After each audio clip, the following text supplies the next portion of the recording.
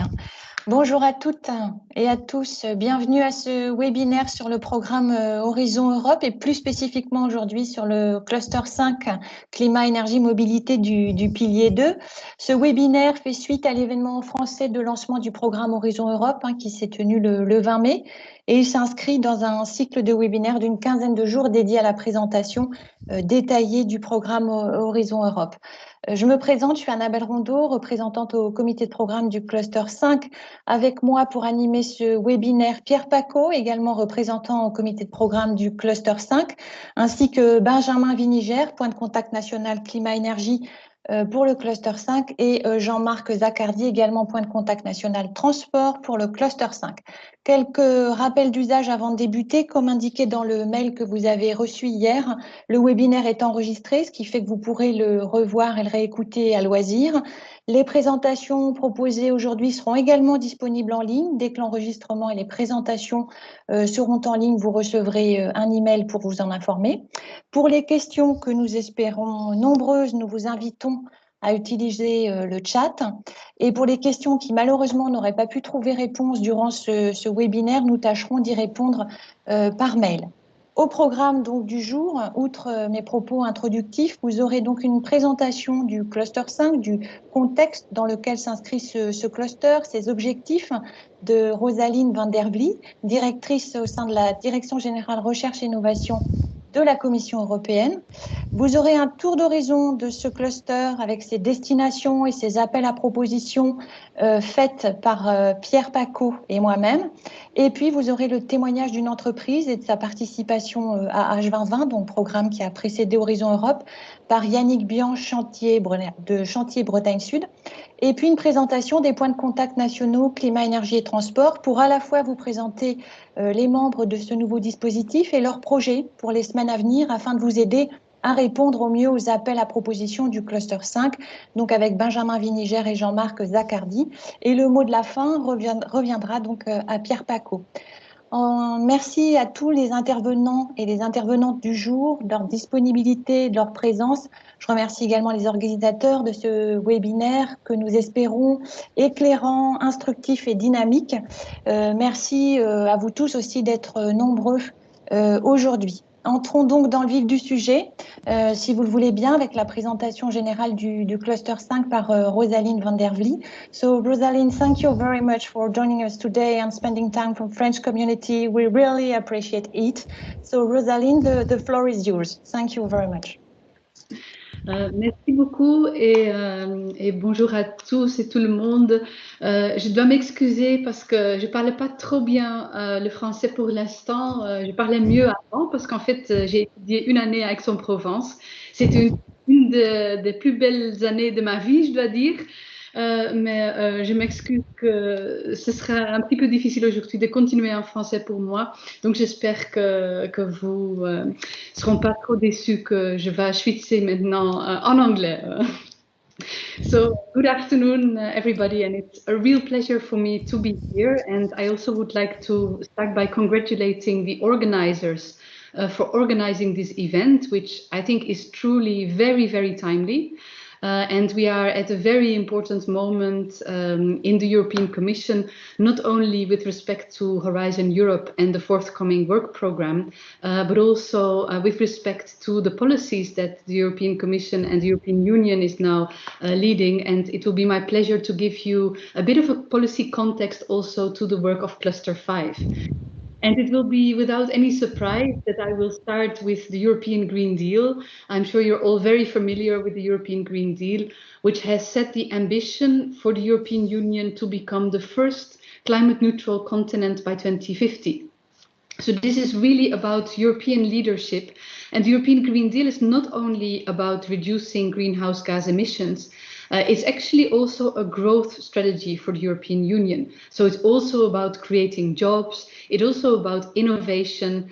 And our president, Mrs. von der Leyen, has said when presenting the European Green Deal that she sees this also as a Marshall Plan for the European Union. So it's basically to recover from the crisis and to build back greener.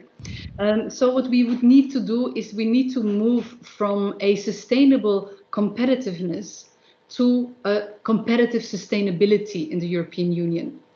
And later this year, actually in 1.5 months, mid-July, the Commission will present a very comprehensive package of legal measures, which we in the Brussels bubble, we call the Fit for 55 package. And this will basically revising 12 pieces of existing legislation, including the emission trading scheme, the energy efficiency directive, renewable energy directive, and energy efficiency taxation. So this will be a huge package with many legal proposals to make sure that Europe is on this track of reducing the emissions, so 55% emission reduction by 2030, on the way to the full climate neutrality by 2050. Another very important context is our industrial strategy. And I already mentioned before that we need to go towards a competitive sustainability for Europe. And this is why the European Union on the 10th of March has presented an updated industrial strategy to also take into account the lessons that we have learned from the COVID crisis. And in this industrial strategy, this is really the idea to support the twin transitions, so the digital and the green transition that we are in Europe, but also to make sure that our industries can compete globally and to enhance our open strategic autonomy. It is very clear that the crisis has led to a decline of the economy, and also, of course, in particular, our small and medium-sized enterprises have suffered a lot. So with this industrial strategy, the Commission wants in particular to support the small and medium-sized enterprises as the backbone of our economy. And it has identified 6 strategic areas where the European Union is dependent on third countries.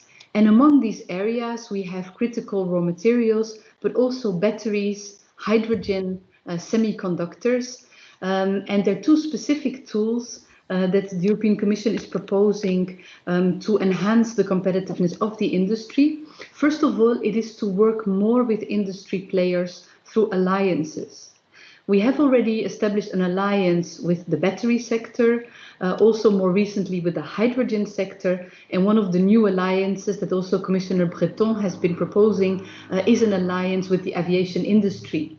And it's very clear that these alliances will need to work very closely together with the work that we have been doing under the European Union Research and Innovation Programs, so Horizon 2020, but also the work that we have been doing in the Horizon 2020 partnerships, to make sure that we have a seamless cooperation between the investments that we have been making in the European Union in research and innovation, to make sure that this is translated into also competitive advantages for our European industry.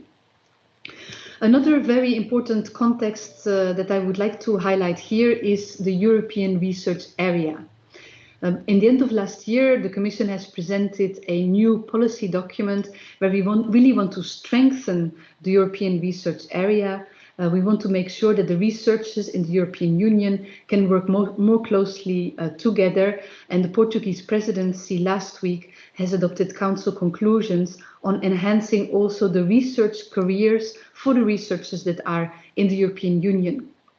A next step that we will be doing in the context of the European research area is to develop together with the European industry common industrial technology roadmaps that would really be able to link the investment agendas that we are having at the European level, also with the national level. And finally, the last very important strategy that I want to mention here, which is of course highly relevant as well for Cluster 5, is the Smart and Sustainable Mobility Strategy. And it's very clear that mobility and also energy play a crucial role in our path towards a green and digital transition and the European Green Deal. And the Smart Sustainable Mobility Strategy has set more specific targets in the area of mobility that we want to achieve.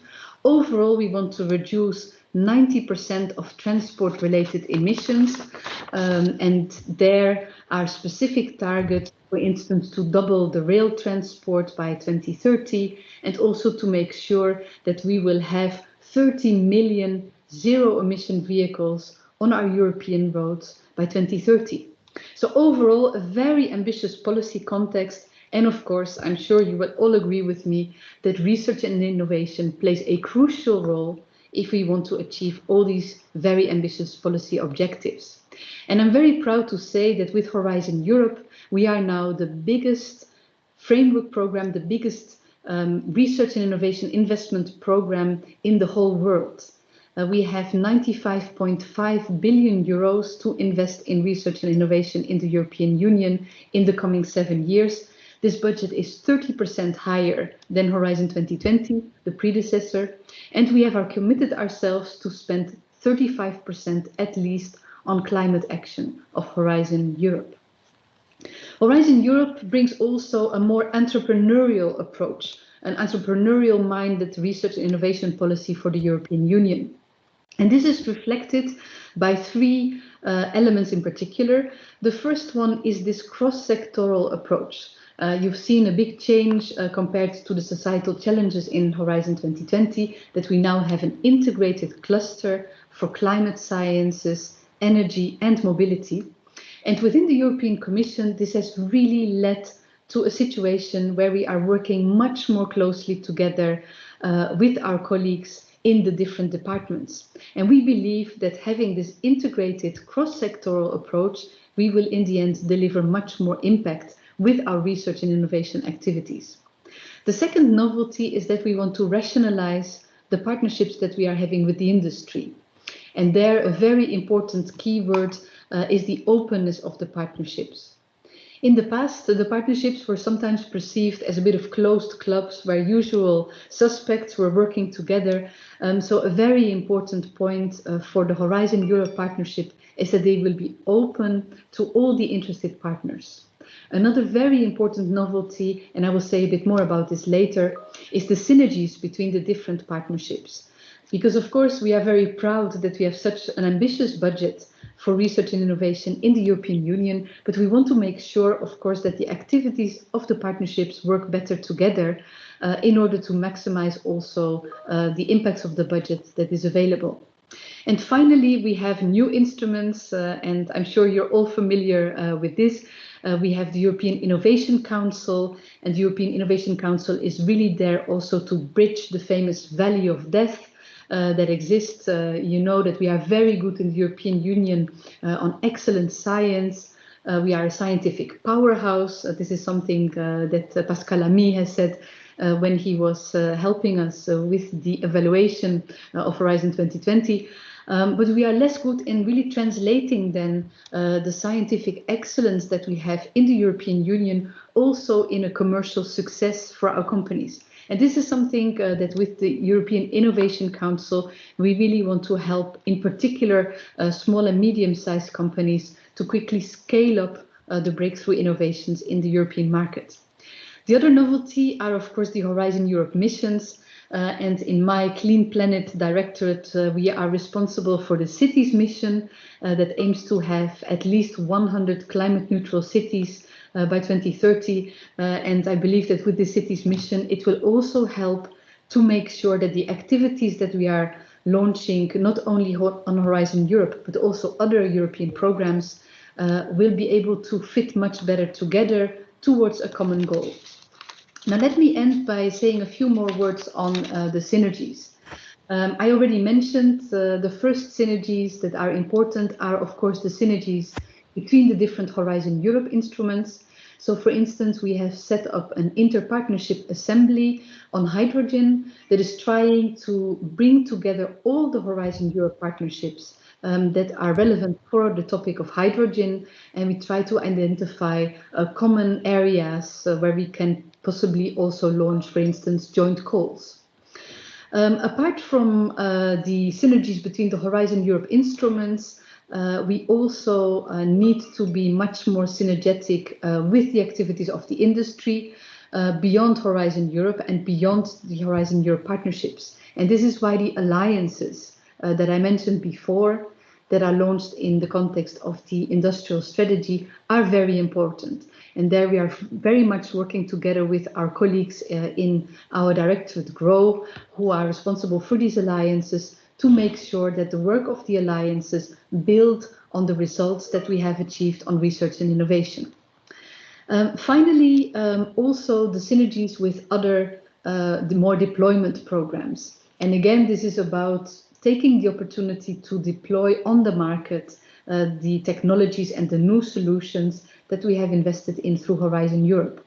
This is why Horizon Europe has actually a dedicated annex on how the program can work better together with the other European Union programs. But of course, this is on paper. Now we need to make sure that we move from synergies on paper to synergies in practice. So, for example, to make sure that through the structural funds or through the innovation fund, we can support the deployment of innovative solutions that have been already developed through research and innovation activities. And finally, of course, it is extremely important that we connect the dots between the national level and the European level. And the Recovery and Resilience Facility with the national plans offer a great opportunity to make sure that we move to a deployment of innovative solutions. The Recovery and Resilience Facility can also be used to support the Horizon Europe partnerships, for example, or the Horizon Europe missions. So we really hope to see a lot of synergies also between these national plans and the activities of the EU Framework Programme for Research and Innovation. And finally, we need to align more the strategic research and innovation agendas between the European level and the national level. An example there is that the state representative groups that will be established under the institutionalized partnerships under Horizon Europe will offer a great forum for discussion, but also in the context of the European research area, where we will be defining together technological roadmaps. It's a great tool to make sure that we align the European level with the national level when it comes to really defining the strategic priorities on research and innovation for Europe. So I will stop here. I hope that it was comprehensible, and I'm very much also looking forward to taking questions and the subsequent discussion. Thank you very much. Merci beaucoup. Thank you so much, Rosalinde. Thank you for this very enlightening introduction of Horizon Europe. It was very clear, and I don't know if we have any questions. Benjamin, our participants have some questions for Rosalinde? In the chat, we had only more technical questions, so I think you were very clear, but I give back the torch to you, Pierre, if you have some questions. Yes, I have one. I have one. We have the opportunity today to present these topics to the French stakeholders. What may be perhaps one or two advices you can have for our French stakeholders in order to participate more efficiently or as much as possible and to have success for this new program? Yeah, that's a very good question, Pierre. Thank you so much for that. Let me first say that, I mean, formally, procedurally speaking, unfortunately, the Horizon Europe work programs are still, as we call it, in the oven. So they're still being cooked. But we really hope that we will also be able to publish these work programs ahead of the RNI days. This is our annual conference that will take place on 23rd and 24th this month. So we hope that we will also have the official publication of the work programs before that day. And one of the things that I think is extremely important is this real shift in Horizon Europe to an impact focus. And I think this is not by accident. I think if you look at the very ambitious policy objectives that we have, I think, it will not be too dramatic to say that the future is now and that we need to make sure that we invest in the right research and innovation activities today to make sure that we will be climate neutral in 2050. So I think from that perspective, I think it is really important for the French stakeholders to take into account this impact-focused approach. Another thing is that with Horizon Europe, the way we drafted the work programs, we try to be less prescriptive. So to really give much more freedom to the interested beneficiaries and the consortia to really define themselves, where they see they can have the best contribution to having this impact. And I think that's another very important element to take into account. So we try to be less prescriptive, so to give more freedom to the consortia to define themselves how they think that with the project the biggest impact can be achieved, taking into account also the time scale that we are working on, and the targets that we have set ourselves as European Union, because I think on many aspects we want to be really a front runner. Of course, another element I already mentioned in the context of the partnerships, but it goes of course for the entire Horizon Europe program, is the openness. And there I would really invite the French stakeholders to maybe also look beyond, like the usual suspects of partners, and to see, to partner up also with maybe some unusual suspect partners. And I think there also the Research and Innovation Days will be an opportunity to learn more, and maybe also to network, like will be in the R&I Days. And to broaden the scope of the consortia there. I think that would also be very useful. So I think that would be my 15 cents on how to maximize. But I think in general, I think France can be extremely proud of the excellence that already exists. And I also think if you look at the track record of the French stakeholders in previous programs, I think this is really very impressive. So I have no doubt that France will, as we are used to from the French community, be very successful in Horizon Europe as well. Thank you, Rosalinde, for your announcement. So we will try to have in mind and remember the idea of the impact, the creativity, and your call to reach the whole ecosystem of French stakeholders for Horizon Europe. Thank you so much, Rosalinde. If I may, Pierre, just because Yes. while you were talking, a few questions were actually raised. I don't think we have time to target them all because we have a schedule to follow, but we will come back to it later. But the question that I think interests a lot of people is actually to know the official dates of the publication of the work program for Cluster 5. Okay, so the official dates, it will be at the latest on the 22nd of June. But we are trying to speed up. But as I said, the Commission kitchen, there are many cooks there. So sometimes it's a bit difficult to speed up the process. So anything earlier than 22nd of June will be a big success, at the latest 22nd of June.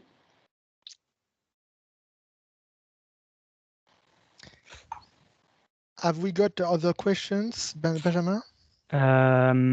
If we have time for an additional one question. more, maximum one more, or perhaps not. I don't know. You tell me. Okay. So one question was about the expectation towards the TRL level for this new period. Is that the work package targets like a specific TRL level? Well, I mean, in line, of course, with the basic Horizon Europe regulation, the idea is that we cover, a broad range of TRL levels. And this is something also in the context of the negotiations of the framework program, something that many member states emphasized, that it's important to cover the full range of TRL. I have to say that when it comes, for instance, to the European partnerships, there we have been pushing much more than in the past to focus really on large-scale demonstrators. And this is again linked to what I mentioned before. I mean, we have now a very ambitious policy objectives. So also to have more impact in certain sectors, like for aviation, we really try to focus at least the first activities of the forthcoming partnership on aviation, on high demonstration projects, so higher TRL than in the past. But on Cluster 5, with the collaborative projects, we plan to cover the full range of TRL levels there. But I'm sure, Pierre, you will be able to say a bit more on that as well when you go into the depths of cluster. Exactly. Thank you so much, Rosalinde. Thank you for your participation. It's very appreciated, as said Annabelle. You are very welcome to stay with us if you can, but I know that you are very busy for the on the current issues.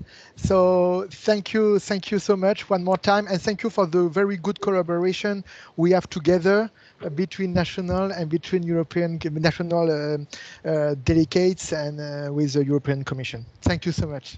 Thank you so much, Pierre, and it was indeed a very big pleasure collaborating with you and the colleagues, and I wish you a very successful event, and again, congratulations for the timing as well. I think it's a very timely event. Thank you. Thank you, Rosalinde. Bye. Nous prenons la suite. Nous prenons la suite avec, alors du coup, une présentation vraiment très courte du cluster 5 climat, énergie, mobilité.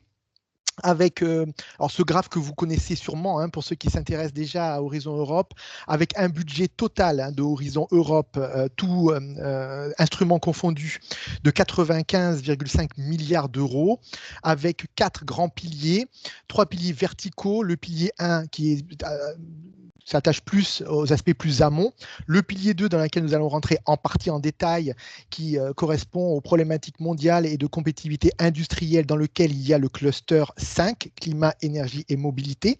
Ce pilier fait 53 milliards d'euros et 15 milliards d'euros sur la partie climat, énergie et mobilité. Et le pilier 3, plutôt les actions aval et notamment le soutien à l'innovation. Là, le pilier horizontal, on va dire, nous concerne directement un petit peu moins, puisqu'il s'agit d'élargir la participation et renforcer l'espace européen de la recherche, assez tourné aux pays du widening, donc aux pays nouvellement inclus dans la, enfin nouvellement ou dernièrement inclus dans l'Europe. Donc le cluster 5 du pilier 2. Alors, les principaux objectifs, on l'a vu avec Rosalinde, à savoir favoriser l'action en faveur du climat et améliorer la compétitivité de l'industrie, de l'énergie et des transports. Le but un peu ultime, c'est bien la neutralité climatique que l'Europe vise pour l'ensemble des territoires d'ici 2050 et qui est bien sûr appuyé, comme on l'a vu, par des soutiens politiques et par des actions et des décisions qui ont été prises et que vous connaissez bien.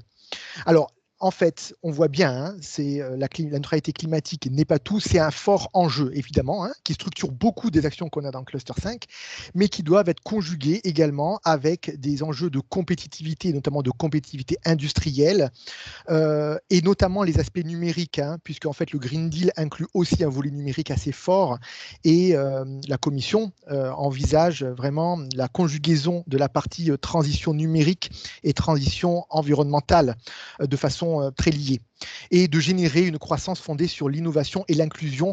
Les aspects sociaux ne sont jamais très loin. Alors en fait, dans la structuration du cluster 5, on voit qu'il y a 6 destinations. Ce qu'on appelle une destination, c'est en fait un ensemble de cols. C'est la façon dont finalement on a structuré l'ensemble des appels à projets, car on va parler cet après-midi que d'appels à projets, sur les aspects de climat, énergie et mobilité. La destination 1 est très ciblée sciences du climat. Sciences du climat, ça ne veut pas dire l'ensemble des actions relatives au climat, évidemment, mais la meilleure connaissance finalement des enjeux clés du système Terre et des évolutions, de la connaissance de cette évolution, avec tous les travaux qui doivent être faits notamment par la communauté scientifique. La destination 2, qui est, on va dire, à la croisée des chemins et en particulier des actions du cluster 5, avec des actions, on va dire, transverses et avant tout entre l'énergie et les transports. La destination 3 et la destination 4 qui visent la partie plus énergie, Annabelle va vous en parler, de même que la destination 1. Donc on est sur l'offre et la demande en termes d'énergie, l'offre plutôt sur la destination 3 et la demande plutôt sur la destination 4. Les destinations 5 et 6 sont plus ciblées sur le transport et la mobilité de façon générale.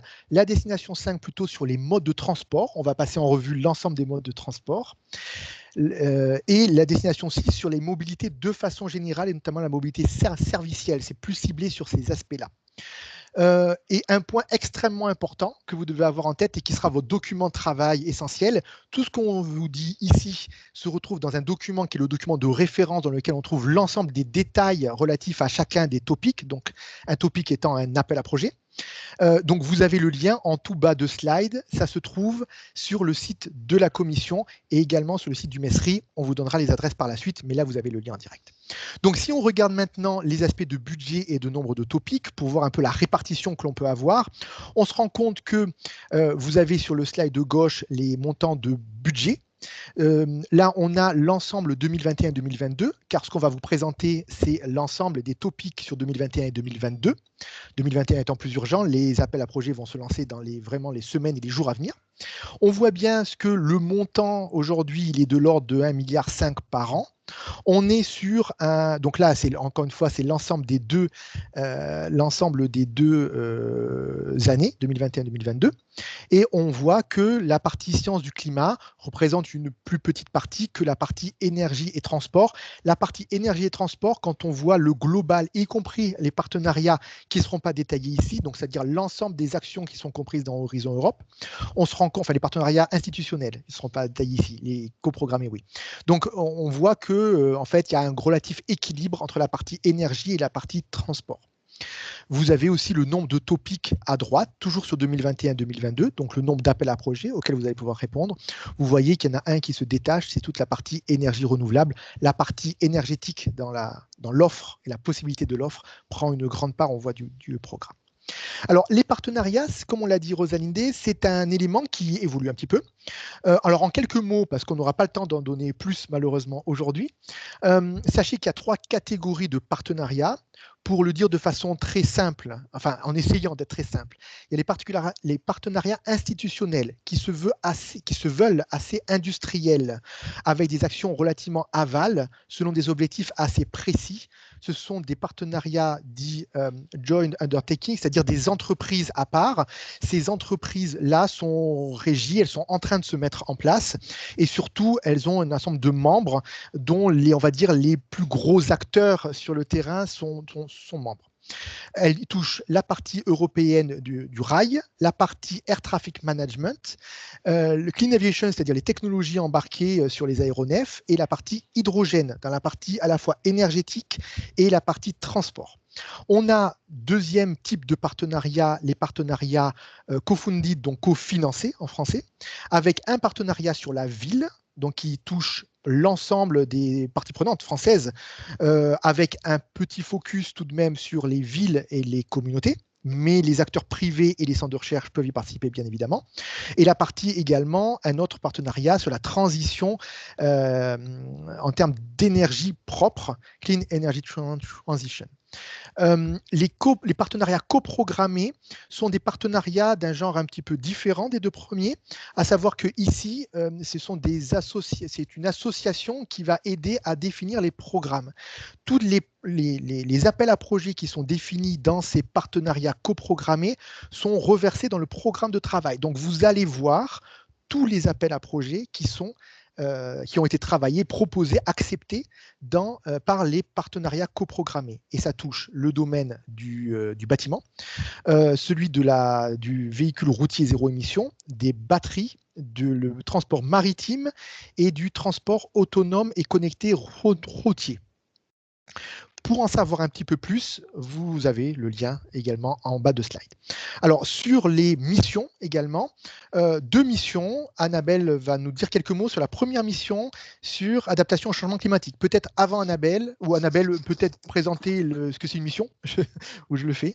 Vas-y, vas-y. Alors, en fait, une mission, c'est un ensemble, ce qu'on appelle un portfolio d'actions. C'est quelque chose qui est vraiment en cours de construction aujourd'hui. C'est un nouvel instrument, ça n'existait pas sous H2020. Donc, on découvre et on le co-crée avec la Commission à l'heure actuelle. Ça se veut toucher des ambitions qui parlent à l'ensemble des citoyens, avec des aspects sociaux qui peuvent être forts, qui sont forts, qui concernent tout le monde et avec des objectifs précis. Et ça va se décliner après. La majorité, ça va être également en appel à projet, mais peut-être d'un genre un peu nouveau. Là, c'est vraiment, on va dire, à la main de chacune des missions. Donc, des missions, il y en a 5, et il y en a 2 qui sont plus particulièrement au sein du cluster 5 ou en lien avec les activités du cluster 5, car elles sont multithématiques. Donc, elles ne sont pas que réservées à des clusters. Annabelle. Alors, vous avez une première mission qui est sur l'adaptation au changement climatique et aux transformations sociétales. Avec cette mission, l'idée, c'est de mettre en œuvre des solutions innovantes pour que les régions, les communautés européennes s'adaptent au changement climatique et soient plus résilientes. Et quand on parle de résilience, c'est aussi bien en termes de résilience climatique, mais aussi de résilience socio-économique et de résilience des systèmes politiques. Donc, tout comme pour la mission Ville qui va vous être présentée dans un instant, il y a une centaine de régions européennes qui vont être sélectionnées. Et l'idée, c'est que ces régions, avec la Commission européenne et un certain nombre d'autres partenaires, élaborent une vision qui leur permette de définir les chemins d'innovation pour accroître leur résilience et se préparer au mieux aux risques climatiques. Et il y en a une autre de mission qui est 100 villes climatiquement neutres d'ici 2030 par et pour les citoyens. Tous les termes sont importants. En fait, là, on vise des actions plutôt de pré-déploiement. Donc, on est sur des actions plus aval qu'on a l'habitude de voir dans les programmes de recherche. D'ailleurs, ça va au-delà de Horizon Europe. Hein. C'est lancé par Horizon Europe, programme de recherche, mais ça va au-delà. Ici, l'idée, c'est d'avoir des gros appels à projets dans lesquels à peu près 100 villes seront sélectionnées et aidées pour aller vers cette neutralité climatique en 2030. On vous a dit que c'était 2050 l'objectif un peu ultime. On veut en faire des actions un peu phares pour quelque part semer les graines et avoir des exemples, des espèces de modèles sur lesquels pourront s'appuyer l'ensemble des autres villes et territoires pour atteindre la neutralité climatique en 2050. Les deux aspects sont bien sûr, enfin, à la fois la partie 2030, mais la Commission met de plus en plus en valeur le fait que au-delà des 100 villes, il y aura des actions qui devront soutenir aussi l'ensemble des autres villes, la majorité donc, qui devront toutes atteindre la neutralité climatique d'ici 2050. Encore une fois, le programme est vraiment en cours de création. On n'a pas de draft à l'heure actuelle. On n'en parlera pas davantage dans le reste de la présentation aujourd'hui, mais vous pouvez vous rapprocher de nous, en particulier Annabelle et moi-même, pour avoir un peu plus de renseignements dans l'état de ce qu'on sait aujourd'hui sur ces deux missions-là en particulier. Je te laisse la parole, je pense, Annabelle, pour parler de la destination 1. Voilà, donc maintenant, on va passer en revue. Voilà. On rentre dans le vif du sujet. Alors, on va vous présenter les calls un peu plus en détail, toujours à partir en fait du lien que vous a présenté Pierre, donc c'est-à-dire à partir de cette version qui n'est pas finalisée puisqu'elle ne le sera que fin juin, mais cette version intermédiaire du 21 mai, mais qui est quand même extrêmement élaborée et quasi finalisée. Donc la première destination concerne les sciences du climat et les réponses pour la transformation vers la neutralité climatique. Dans cette destination, il y a 17 topics pour les 2 premières années du programme, donc 2021-2022, et un budget de 274 millions d'euros. Dans le cluster 5, donc dans cette destination, on se concentre sur les activités liées à la science et à la modélisation du climat. Je fais cette précision parce que la communauté qui est intéressée par les activités climat, on va dire, peut aussi se tourner tout de même vers le cluster 6, qui est proche par certains aspects, mais qui, lui, va chercher à contribuer à la recherche, à l'innovation sur la mise en œuvre de solutions d'atténuation et d'adaptation au changement climatique. Et puis, il y a aussi ce qui peut être intéressant pour les acteurs du climat, regardez peut-être du côté du cluster 4. Il y a des aspects numériques, intelligence artificielle qui sont mis au service de la neutralité climatique et qu'il peut être intéressant de regarder. Donc, c'est une destination qui, bien sûr, est encadrée par les objectifs du Green Deal ainsi que la stratégie Clean Planet for All qui est parue quelque temps avant le Green Deal et qui est un plan cible en matière de climat à l'horizon 2030 puisqu'il s'agit de réduire les gaz à effet de serre d'au moins 55%. Et cette destination poursuit 3 grands objectifs, comme vous pouvez le voir sur la slide. Le premier, c'est de faire progresser les connaissances et de fournir des solutions dans différents domaines, les sciences du système terrestre, des voies vers la neutralité climatique, des voies d'adaptation au changement climatique, y compris les services climatiques. C'est de contribuer aussi aux principales évaluations internationales. En premier lieu, on pense à celle du GIEC. C'est de renforcer l'espace européen de la recherche sur le changement climatique et c'est enfin d'accroître la transparence, la robustesse, la fiabilité et l'utilité pratique de la base de connaissances sur le changement climatique qui va être utile en fait aux décideurs politiques, notamment aux praticiens ou à d'autres parties prenantes, mais aussi aux citoyens. Donc, vous avez sur cette slide non pas l'exhaustivité des topics, mais un certain nombre de mots-clés qui récapitulent un petit peu ce que vous pourrez trouver dans le document. Donc, dans cette destination 1 du cluster 5, on va chercher à mieux comprendre les flux de gaz à effet de serre qui contribuent au réchauffement de la planète. Quelles sont les réponses du climat et du système terrestre à la neutralité climatique et aux émissions nettes négatives. On s'intéresse aussi aux approches d'élimination du dioxyde du carbone. L'aspect modélisation traverse également la plupart des topics de la destination 1. On s'intéresse par exemple à la modélisation de l'économie circulaire dans l'atténuation au changement climatique, ainsi qu'au développement de modèles de systèmes terrestres à haute résolution pour des projections mondiales, mais aussi régionales du changement climatique. Sur les modèles climatiques, justement, il y a un appel qui est dédié à leur soutien et à leur standardisation. On cherche aussi à améliorer la prestation du contrôle de la qualité et des normes pour les services climatiques afin de tendre vers de meilleures performances. On regarde aussi ce qu'on appelle l'amélioration intégrée en vue de la réalisation évidemment des objectifs mondiaux, l'évaluation intégrée permettant de prendre en compte les interactions entre les systèmes climatiques mais également socio-économiques et techniques. On vise par ailleurs une meilleure compréhension des interactions entre les impacts et les risques du changement climatique, ainsi que les options d'atténuation, d'adaptation. Cette meilleure compréhension, d'ailleurs, devrait permettre de guider un certain nombre de travaux du GIEC ou d'autres instances internationales.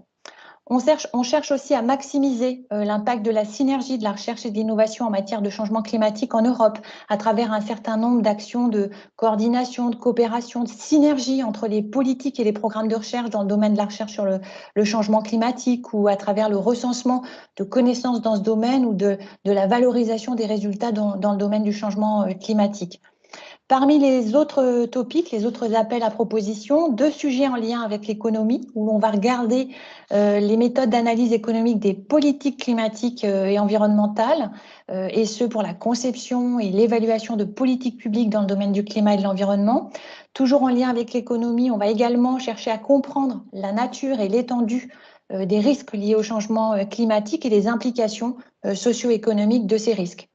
On va par ailleurs, dans cette destination, s'intéresser aux tourbières ou aux zones humides comme stratégie d'adaptation rapide, ou encore à la gestion des forêts comme potentiel d'atténuation du changement climatique, ou enfin au réensauvagement du paysage pour le piégeage du carbone. Voilà pour ce rapide tour d'horizon de la destination 1. Pierre, je te laisse la parole. Je prends le relais sur la destination 2. Peut-être un rappel, vous aurez les slides à la fin, vous aurez accès aux slides, aux planches, vous aurez également le détail de chacun des appels avec l'ensemble des informations un peu clés, voilà, qui permettra d'avoir une synthèse et une vision un peu globale, mais un peu plus détaillée déjà que ce que je suis en train de, enfin, ce qu'on est en train de vous dire. Ce qui est important, c'est que là aussi, dans la présentation des slides, à chacun des tirés, ça correspond à un appel à projet, où vous aurez le détail dans le document en lien tel qu'on l'a dit avant. Alors, sur la destination 2, on est sur les solutions intersectorielles pour la transition climatique. Donc là, l'idée, c'est de décloisonner, de désiloter, tel que l'a dit Rosalinde aussi, les différents domaines, ceux qui sont surtout en interaction entre énergie et transport. Donc, l'idée, c'est avant tout de supporter des appels à projets dans 4 domaines. Le premier, c'est le domaine des batteries, où on a évidemment des très très gros enjeux à la fois de stockage de l'énergie massive, mais également pour le domaine des transports en particulier.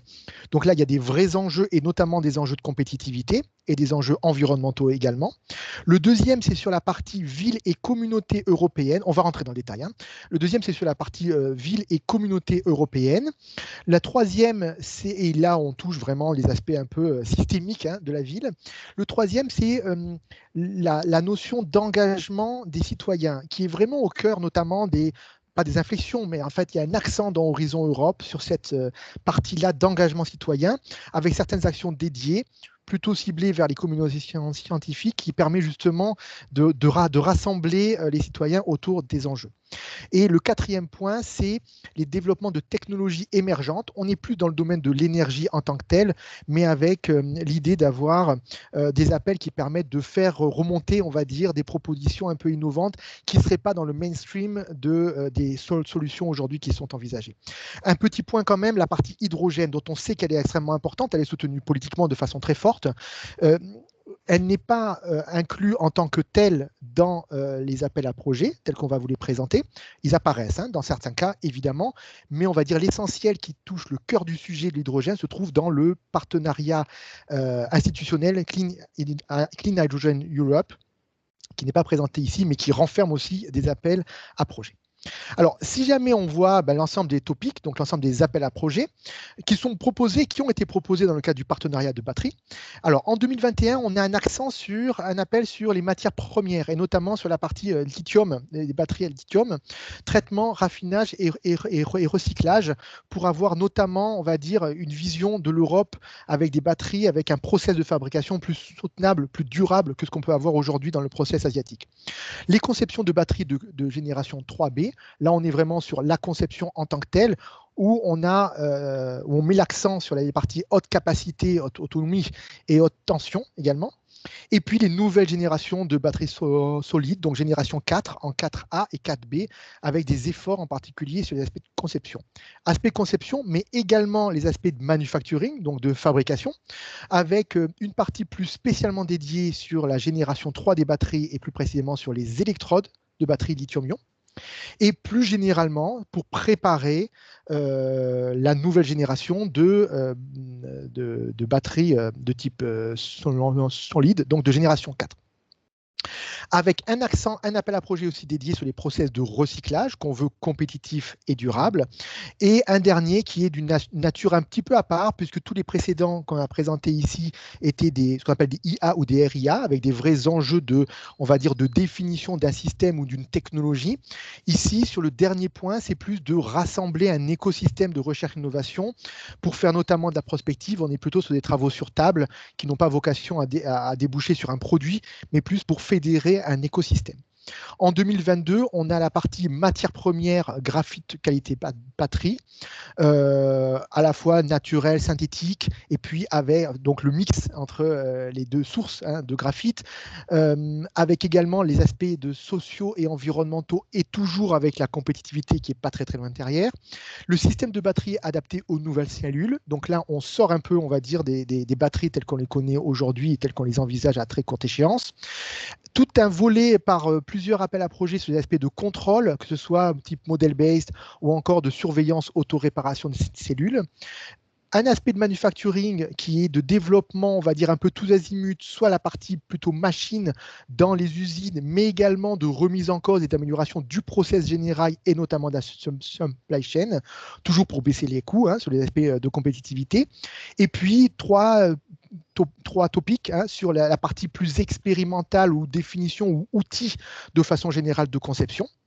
La partie collecte, tri, recyclage fait aussi l'objet d'un appel, et puis avec là aussi une action un peu de coordination des systèmes de recherche et innovation dans le domaine des batteries. Voilà pour la destination 2. Alors, sur la partie de batterie. Sur la partie maintenant ville, alors ça va aller un peu plus vite parce qu'il y a beaucoup moins de choses aujourd'hui. En fait, on vous a parlé de la mission ville. On ne va pas rentrer dans le détail, mais on est rentré dans la mission ville dans un process qui a mis un peu en stand-by l'ensemble des topics qui étaient envisagés, recherche-innovation qui étaient envisagés sur le domaine de la ville. Et en l'occurrence, il n'en reste aujourd'hui que deux. Un qui annonce quelque part le partenariat DUT et un autre qui encourage et qui supporte en fait l'initiative Civitas, qui est une initiative d'accompagnement des villes pour la mobilité urbaine. Tous les autres seront, on espère, en tout cas on avait commencé à travailler dans ce sens-là et on poursuivra probablement, seront débloqués ou seront retravaillés avec les États membres un peu plus tard dans l'année. La troisième sous-destination, donner aux citoyens les moyens de s'engager dans la transformation vers une société décarbonée, où il y a 4 appels, un sur la compréhension des inégalités liées à la transition climatique, un deuxième qui fédère l'écosystème des sciences humaines et sociales européennes, un troisième qui va préparer finalement, mais sans les réaliser pour autant, de grands, on va dire, ça pose des fondamentaux de grands living labs, c'est-à-dire de grands démonstrateurs territoriaux européens dans le domaine de la ville, et le quatrième qui vous concerne peut-être un petit peu moins, apporte du budget sur les points de contact nationaux, mais ça c'est important pour nous côté État. Les technologies de rupture émergentes et solutions climatiques, donc là on est sur des solutions plus globalement plus bottom-up peut-être que les autres qui sont un peu plus prescriptifs. Des technologies en rupture où on veut, où on finance en fait, on va dire un grand nombre entre guillemets de projets. Il y en a 8 qui seront acceptés, ce qui est plus fort que la très grande majorité des autres appels. Donc 8 projets sur les études de technologies de rupture dans le domaine de l'énergie. Et donc plutôt bas TRL. Un autre qui sera plutôt sur la partie cracking de CH4 en H2 et carbone, où là on cherchera à dépasser les rendements actuels et atteindre des rendements au-delà de 50%. Les technologies de suppression des gaz à effet de serre qui ne sont pas CO2, type fluoré, type N2O, etc. Donc au CH4. Donc voilà, technologie de suppression des gaz à effet de serre et la capture et conversion directe du carbone atmosphérique, où là on traitera plutôt des aspects de faisabilité technologique. Voilà pour la destination 2. Donc je prends la suite pour les destinations 3 et 4. Donc la destination 3 est dédiée à l'approvisionnement énergétique durable, sûr et compétitif. C'est la plus importante des destinations en termes de nombre de topics, 67, et de budget, 1,2 milliard pour les 2 premières années du programme.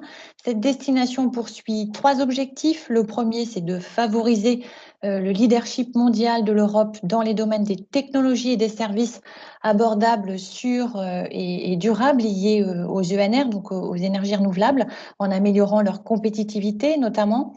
Le deuxième objectif, c'est de garantir un approvisionnement énergétique rentable, ininterrompu et abordable pour les ménages et les industries. Donc là, on va travailler plus sur la gestion des réseaux.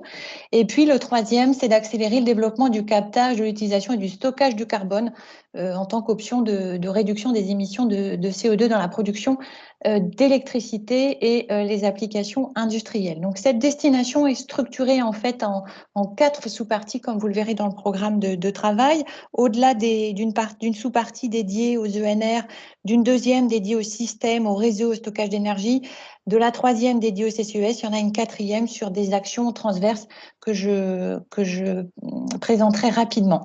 Donc, chaussez vos lunettes pour la première sous-partie dédiée aux ENR. Donc, il y a 43 topics. Vous imaginez que je n'ai pas pu tous les condenser sur une slide qui couvre donc toutes les énergies renouvelables et toute l'échelle TRL.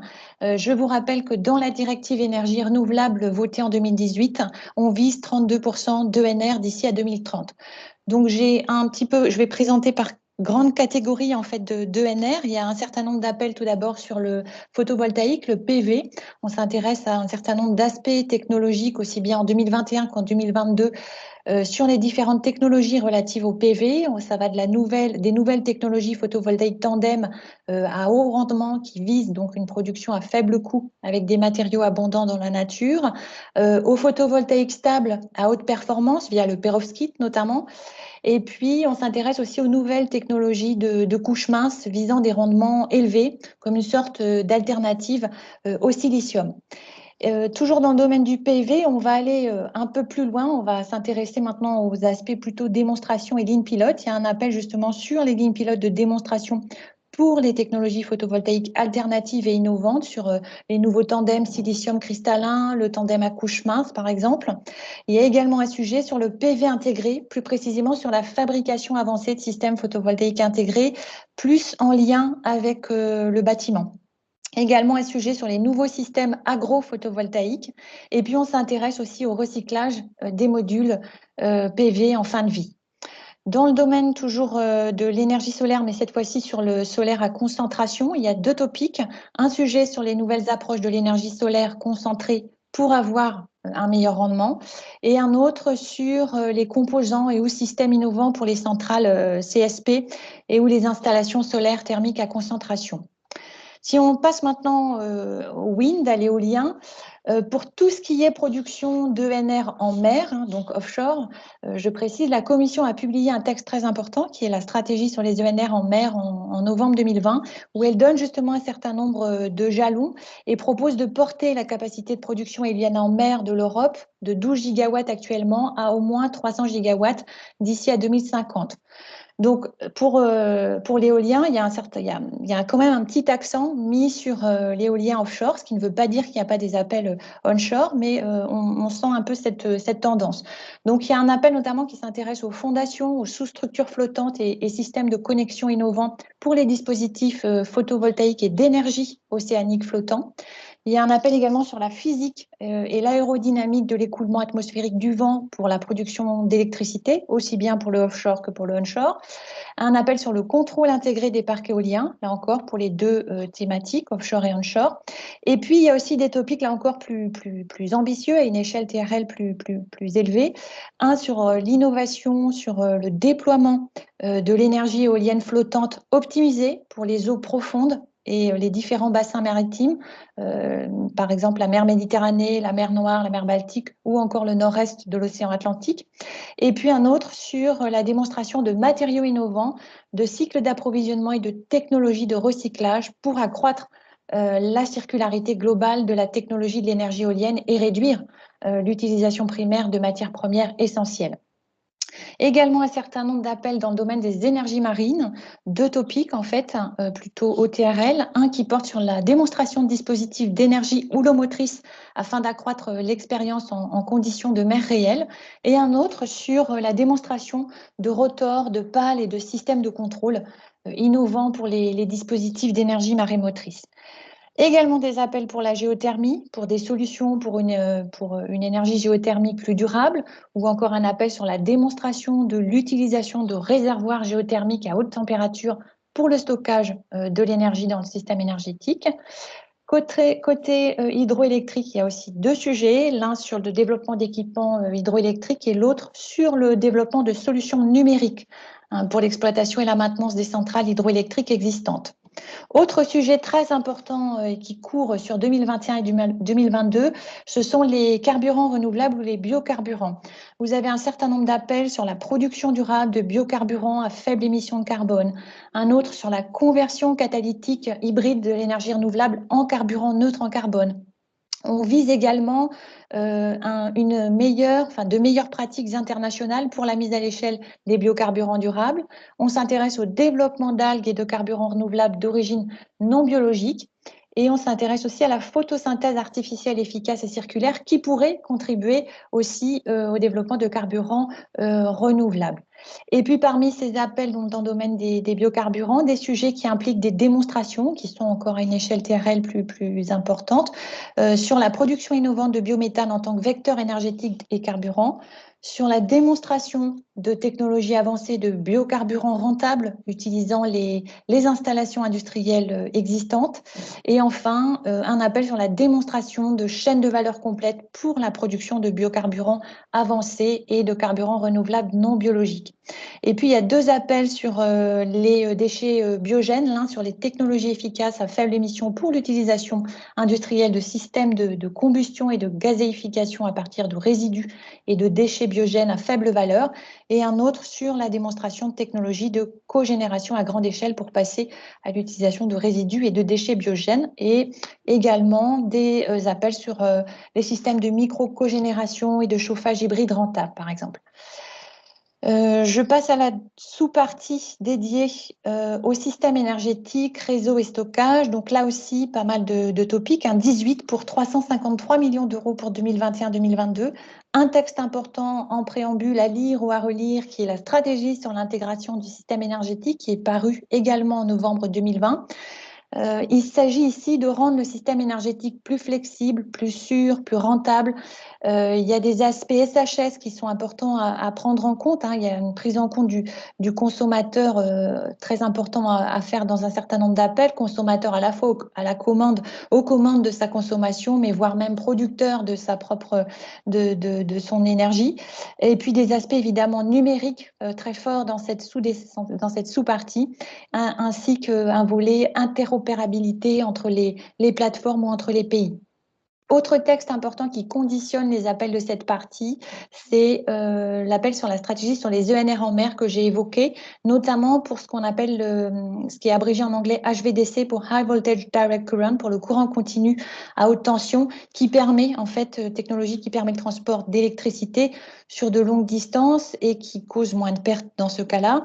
Par ailleurs, c'est l'unique possibilité donc le HVDC pour transporter de l'électricité dans des câbles enterrés ou sous-marins sur des distances supérieures ou environ 100 km. Donc c'est tout à fait intéressant pour ce qui est offshore.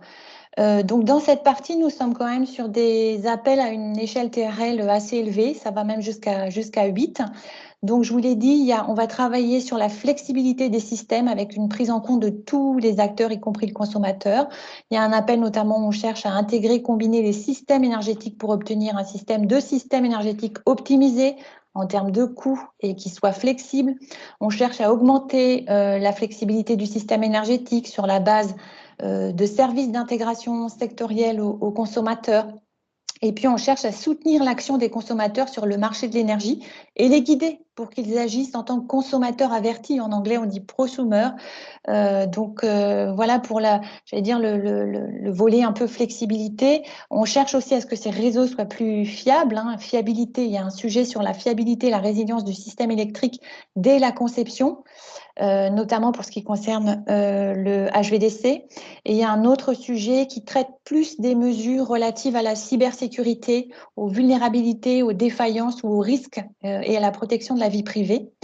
Et puis, je l'ai dit, beaucoup d'aspects modélisation, numérisation. Il faut travailler sur les outils de modélisation, d'optimisation et de planification des systèmes énergétiques. Et il faut également renforcer le savoir-faire des écosystèmes énergétiques locaux en matière de numérisation. Sur les aspects HVDC, vous le voyez, il y a un certain nombre d'appels qui sont visés. Donc, il y en a un sur la démonstration de systèmes supraconducteurs et d'L-pipe, les L-pipe étant des conducteurs HVDC souterrains avec un certain type d'isolation. Et puis, il y a également un appel sur la démonstration en temps réel de convertisseurs de tension et de HVDC. Donc c'est un point important. Également les aspects stockage et interopérabilité. Il y a un appel sur les solutions interopérables pour les services de flexibilité utilisant le stockage d'énergie distribuée. Un autre sur la démonstration de formes innovantes de stockage et de leur fonctionnement et de leur intégration réussie dans les systèmes énergétiques. Et puis un appel sur les solutions de stockage de l'énergie thermique. Concernant la troisième sous-partie, donc ça va être plus rapide, dédié à la capture, à l'utilisation, au stockage du carbone, qui, je vous rappelle, fait partie intégrante de la plupart des scénarios envisagés par le GIEC, scénarios détaillés dans A Clean Planet for All, publié en 2018. C'est également évoqué dans la stratégie sur l'intégration du système énergétique. Et puis le Green Deal, par ailleurs, rappelle que la transition vers la neutralité climatique nécessite des infrastructures intelligentes et définit le CCUS parmi les infrastructures innovantes dont le déploiement dans les secteurs industriels clés sera nécessaire avant 2030. Donc 3 appels pour 2021-2022 avec un budget de 90 millions d'euros au total. Il y a un premier sujet où on s'intéresse à l'intégration du CCUS dans les pôles et les clusters, y compris les activités de partage des connaissances. Alors, ce n'est pas un appel où on va faire de la recherche, c'est ce qu'on appelle une action de coordination. Et les projets là, devront inclure l'élaboration de plans détaillés pour l'intégration du CCUS dans les hubs et les clusters reliés à des sites de stockage de CO2. Également un appel sur la réduction du coût du captage du CO2. On sait que le coût du piégeage du carbone reste la principale pierre d'achoppement d'une application plus large du CCUS et donc le déploiement commercial du processus de captage du CO2 pour les centrales électriques et autres industries à forte consommation d'énergie nécessite vraiment une réduction significative de l'intensité énergétique de ce processus de captage, mais aussi une diminution substantielle du coût du captage. Enfin, dernier appel, celui pour 2022, qui est sur la décarbonation de l'industrie, très importante aussi. Ici, on vise les secteurs industriels très émetteurs de CCUS, donc ceux qui fabriquent de l'acier, du fer, du ciment, c'est le secteur du raffinage du pétrole, du traitement du gaz, de la production d'hydrogène, etc. Et ces secteurs représentent actuellement jusqu'à 20% des émissions mondiales de CO2. Et l'appel est axé sur la démonstration de la chaîne intégrée de technologies matures de captage du CO2 dans des installations industrielles, dans la perspective d'un stockage et d'une utilisation géologique. Pour les personnes qui s'intéressent à la décarbonation de l'industrie, je vous renvoie quand même également vers le cluster 4 qui contient beaucoup d'appels sur ce sujet. Dernière partie, donc quatrième sous-partie de cette destination 3 qui est dédiée à des actions transversales, alors qui vous intéresse peut-être un peu moins. Il y a un appel sur le soutien aux activités des services géologiques européens, en fait, qui fait suite à l'ERANET GeoERA, donc c'est la suite de l'ERANET GeoERA. Un appel en 2021 également sur le soutien aux activités des ETIP. Alors les ETIP sont les plateformes d'industriels en fait qui soutiennent le 7 plan. Le 7 plan étant cette action politique qui vise l'alignement des priorités nationales. Et puis pour 2022, eh bien, c'est l'équivalent de DUT, mais là c'est dans le domaine des énergies. Donc c'est le partenariat cofinancé CETP. Pour la transition énergétique propre, qui va donner lieu donc à un certain nombre d'appels en 2022 qui seront lancés par les agences nationales. C'est l'ancêtre des ERANET en quelque sorte. Sur la destination 4, donc là, elle est en lien avec l'utilisation efficace, durable et inclusive de l'énergie, avec deux champs d'application que sont les bâtiments et l'industrie. Donc 18 topics pour 2021-2022, 14 pour les bâtiments, 4 pour les industries, avec un budget de 244 millions pour les 2 premières années du programme, dont 196 pour les bâtiments et donc 48 pour l'industrie. L'objectif de cette destination est de contribuer à ce que l'utilisation efficace et durable de l'énergie accessible à tous soit assurée par un système énergétique propre et une transition juste, avec donc deux volets. D'un côté, les percées technologiques et socio-économiques pour atteindre la neutralité climatique et la transition vers une pollution zéro du parc immobilier d'ici à 2050. Vous savez que dans le domaine du bâtiment, que le bâtiment contribue pour 40% des émissions de gaz à effet de serre, et l'objectif du Green Deal est que d'ici à 2030, on améliore l'efficacité énergétique de 32,5%. Autre volet, il s'agit d'accroître dans cette destination l'efficacité énergétique dans l'industrie et de réduire les émissions de gaz à effet de serre et de polluants atmosphériques de l'industrie. Une partie des topics, et notamment pour la partie dédiée au bâtiment, est en lien avec le partenariat coprogrammé. Donc, côté bâtiment, c'est la partie où il y a le plus de topics. Et là, c'est vraiment une partie qui est encadrée par la stratégie Renovation Wave qui fait suite à l'annonce du Pacte vert. C'est un plan de rénovation énergétique qui a été initié dans le but de lever plusieurs freins, plusieurs barrières dans le domaine de l'efficacité énergétique. Vous savez que dans ce domaine, il y a des barrières structurelles, notamment liées au secteur du bâtiment. Il y a peu d'industrialisation, par exemple, des travaux de rénovation profonde, donc peu d'économies d'échelle. Et de ce fait, la rénovation reste chère pour les particuliers notamment. Il y a également un certain nombre de défaillances du marché avec un financement bancaire inadapté ou encore des obstacles réglementaires. Dernier point avant d'entrer dans le détail, il faut savoir que cette partie, donc dédiée au bâtiment, dans cette partie, on a une approche holistique. On va traiter certes de l'efficacité énergétique des bâtiments, mais il va falloir prendre en compte également les ENR, par exemple, les installations de recharge pour véhicules électriques ou d'autres infrastructures, et les réseaux, bien sûr. Donc, c'est une vision globale. L'essentiel des appels sont quand même à une échelle TRL assez haute, entre 6 et 8. Donc, à travers cette partie bâtiment, on va chercher à faire que les bâtiments soient plus durables, résilients. Alors, à l'échelle du bâtiment, mais aussi à l'échelle de quartier, il y a un appel sur le sujet. Donc, on va chercher à améliorer les conceptions, les matériaux et les solutions pour améliorer la résilience, la préparation et la réactivité de l'environnement bâti pour l'adaptation au climat. On va faire en sorte que les bâtiments soient plus durables avec une énergie carbone incorporée réduite, une performance élevée sur le cycle de vie et des coûts réduits sur le cycle de vie. Et puis, on va chercher des solutions pour la régénération durable, résiliente, inclusive et accessible des quartiers, permettant donc des modes de vie et des business, si je puis dire, à faible empreinte carbone. On va chercher à industrialiser la rénovation. Comme je l'ai dit, il y a un appel sur l'industrialisation des flux de rénovation profonde pour les bâtiments à haute efficacité énergétique. Et puis, il y a un aspect quand même suivi des données, bâtiments intelligents, qui est vraiment très fort aussi dans cette sous-partie. Il y a un appel sur le suivi avancé basé sur des données, de la performance énergétique du parc immobilier.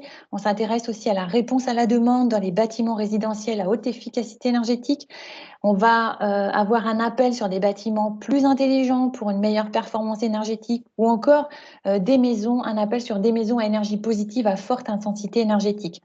Et puis, la performance de ces bâtiments, je l'ai dit en introduction, est corrélée en fait au réseau ou aux ENR, les deux.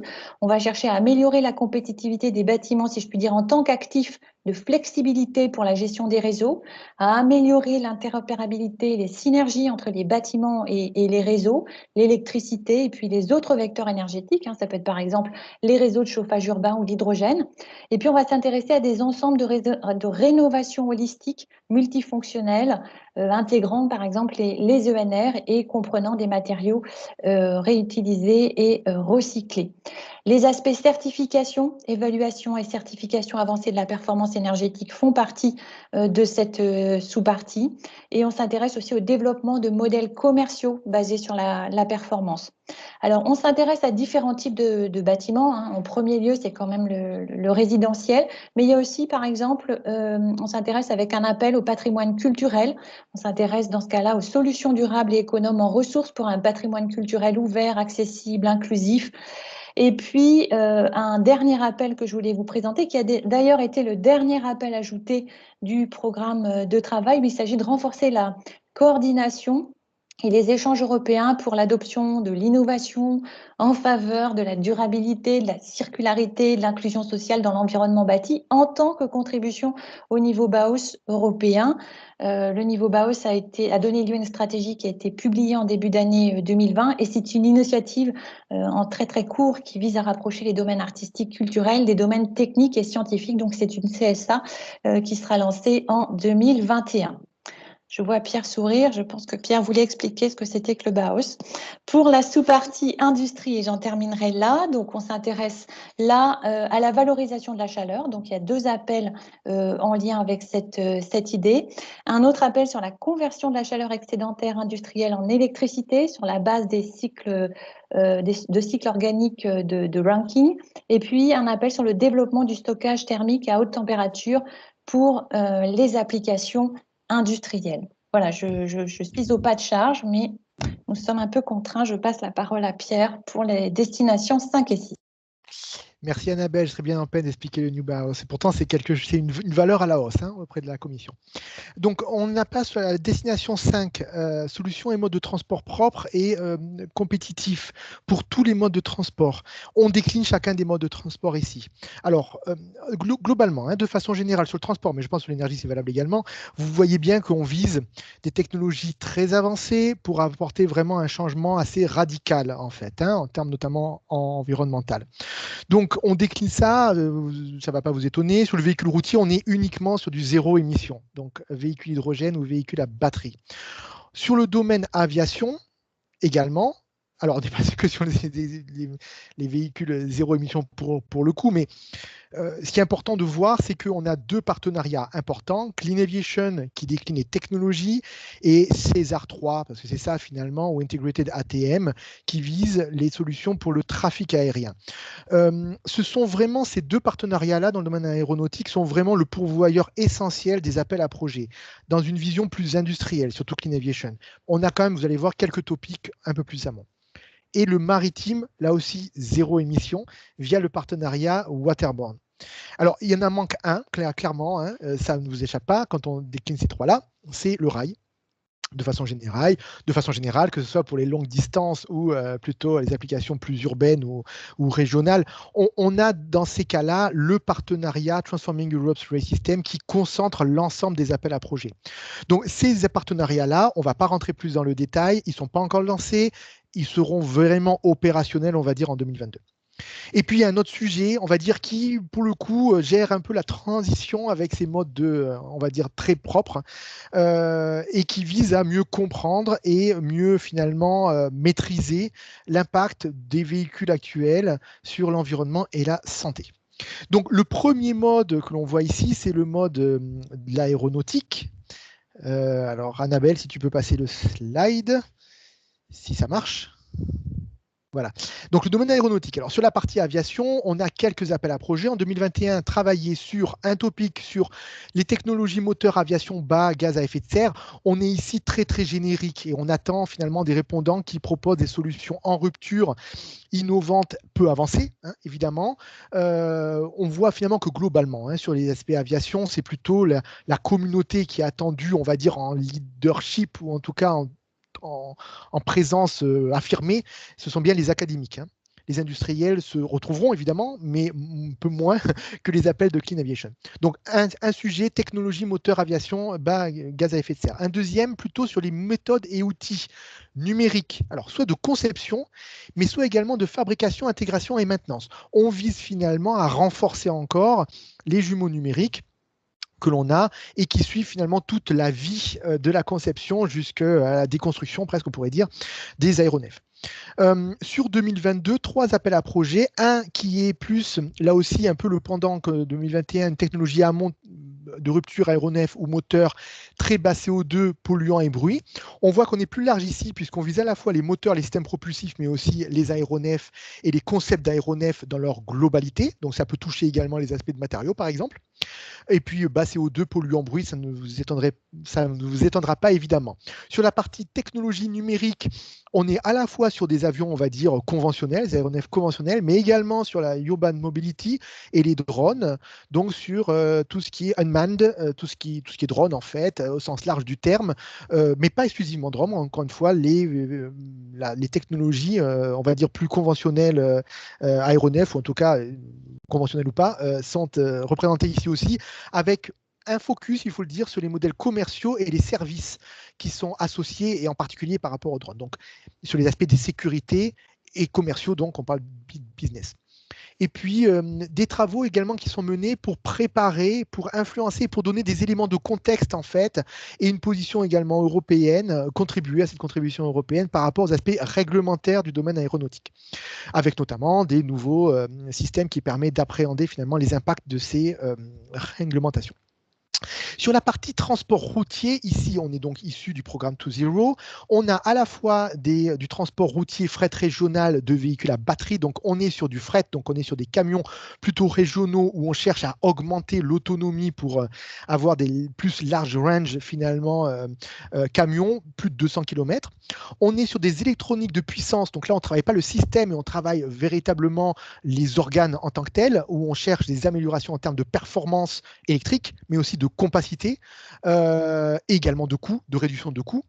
Les systèmes de charge bidirectionnels pour les véhicules électriques, donc y compris le V2X. Donc là, on est clairement entre le véhicule et son environnement de façon large, et à la fois sur la partie de stockage, mais également sur la partie de livraison finalement de capacité de batterie dans son environnement. Et puis, on a un appel très intéressant et important sur l'analyse de cycle de vie, qui inclut aussi les aspects d'analyse de cycle de vie sociaux qui rentrent de plus en plus, qui montent en puissance au niveau de l'Europe, où on cherche justement à réduire le maximum possible par rapport aux véhicules, et en particulier les véhicules électriques, et même que les véhicules électriques ou électrifiés, ou électriques, pas électrifiés, électriques, où on cherche par une approche système, alors à la fois l'approche système, le véhicule dans sa globalité, mais également en particulier les batteries qui on le sait, on peut avoir un impact significatif sur l'environnement dans les processus de fabrication et les processus de déconstruction. En 2022, on a un appel sur les poids lourds. Alors cette fois-ci, plutôt les long haul, donc avec des demandes d'autonomie, des tonnages et des demandes d'autonomie qui sont beaucoup plus élevées, où on a 2 démonstrateurs qui sont attendus, à la fois batterie et fuel cell. et des systèmes qui soient compatibles entre les deux. Un appel à projet dédié moteur électrique pour les véhicules électriques, où là aussi on cherche à augmenter la densité de puissance, les aspects environnementaux et notamment matières premières et de baisser le coût. Un appel sur les bus urbains électriques, où on cherche ici plutôt démonstrateurs. On est à la fois sur le bus en lui-même, mais aussi et surtout sur les tests en grandeur réelle dans son environnement, et notamment sur les développements également, on va dire, liés des infrastructures et aussi des services.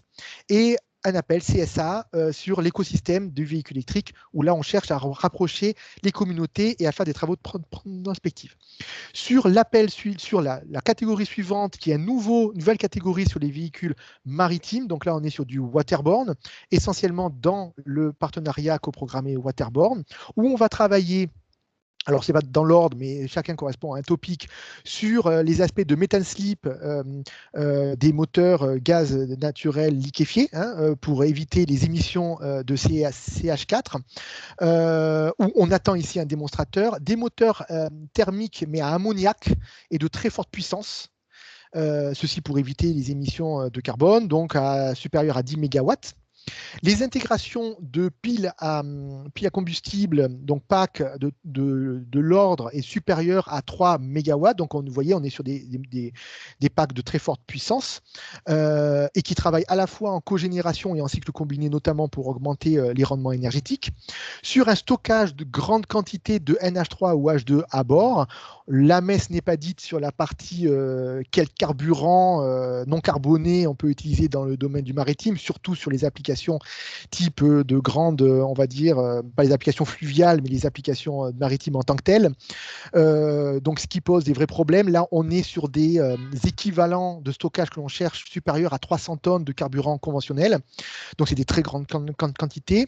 Un travail sur la feuille de route du carburant maritime et un travail sur les systèmes de charge à très forte puissance, où on travaille à la fois sur les démonstrateurs, mais aussi les ports qui vont permettre, sur les systèmes de charge électrique, d'avoir finalement de pouvoir alimenter, de préparer finalement les ports et les démonstrateurs, donc les embarcations, à ce type d'application.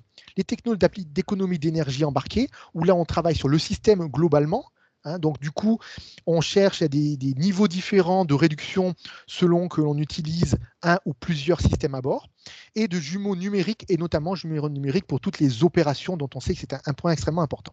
En 2022, optimisation du stockage et de consommation électrique, stockage d'énergie électrique sans batterie, donc on voit que on est sur des systèmes un peu plus avancés, un peu plus amont, exploitation des énergies renouvelables à bord, rétrofit des navires, outils de calcul de manufacturing, donc là on est plutôt sur les aspects de chantier, et les aspects de logistique et maritime. On est un peu pressé par le temps, difficile d'en dire un peu plus. Et dernier point, en fait, c'est l'impact des transports sur les environnements. La commission est très regardante, très à l'affût de technologies pour le rétrofit de façon générale, plutôt ici, mais sans le préciser en fait. On a vraiment tous les domaines qui sont appliqués, les domaines de plus impact sur les véhicules routiers, mais ce n'est pas le seul. Et évaluation bruit-particules catégorie L, donc les 2 roues ou les 3 ou 4 roues légers en usage réel. Et la qualité de l'air, également la prévention des épisodes de smog dans les villes, notamment en 2022. Un appel topic transverse destination de la destination 5, mais qui ne vous touche pas vraiment important, c'est pour l'organisation d'une conférence sur les transports TRA biannuelle par la Commission. Sur la destination 6, cette fois-ci, on est plus sur les systèmes de mobilité, donc moins ciblé sur un mode de transport, mais comment on coordonne finalement l'ensemble des modes de transport et on y apporte du service. 3 domaines qui sont traités, la mobilité connectée, donc le véhicule connecté et autonome, avec un focus quand même très important sur le véhicule autonome, qui est clairement présenté ici par la Commission comme une offre servicielle avant tout, mais qui demande des développements technologiques. Les systèmes de transport multimodaux pour les marchandises et la logistique, et un aspect aussi plus, on va dire, plus transverse, enfin les autres sont transverses également, mais sur la réduction, enfin l'amélioration de la sécurité en termes très très généraux. Donc sur le premier point, on est sur la mobilité connectée et autonome, où là on est en collaboration, enfin c'est une proposition du partenariat CICAM, donc Cooperative and Connected Automated Mobility, et qui vise à travailler vraiment tous azimuts, à la fois les aspects très organes, systèmes, intégration, tests également pour le véhicule autonome, tout est à construire, les technologies embarquées pour les environnements complexes, les validations des sécurités des systèmes, l'infrastructure physique et numérique, pour la connectivité, les aspects de cybersécurité évidemment, un point qui est important sur l'impact socio-économique et environnementaux, de telle sorte justement que cette offre ne soit pas au détriment des aspects environnementaux et sociétaux, et la coordination des projets pilotes de démonstrateurs où on prépare finalement, là aussi, par cette CSA, les futurs appels finalement démonstrateurs territoriaux qu'on verra les années prochaines. En 2022, un sujet sur les démonstrateurs européens, là aussi plutôt large échelle et tests large échelle, protection des occupants et des IHM. Là, on travaille plutôt sur les aspects de, comment dire, d'éviter la distraction des conducteurs dans des phases un peu liées entre véhicules autonomes et véhicules conduits, et également les aspects interface homme-machine. J'ai passé de slide, donc du coup je suis un peu moins à l'aise à Navel. Sur la fin des... voilà. Non, c'est avant.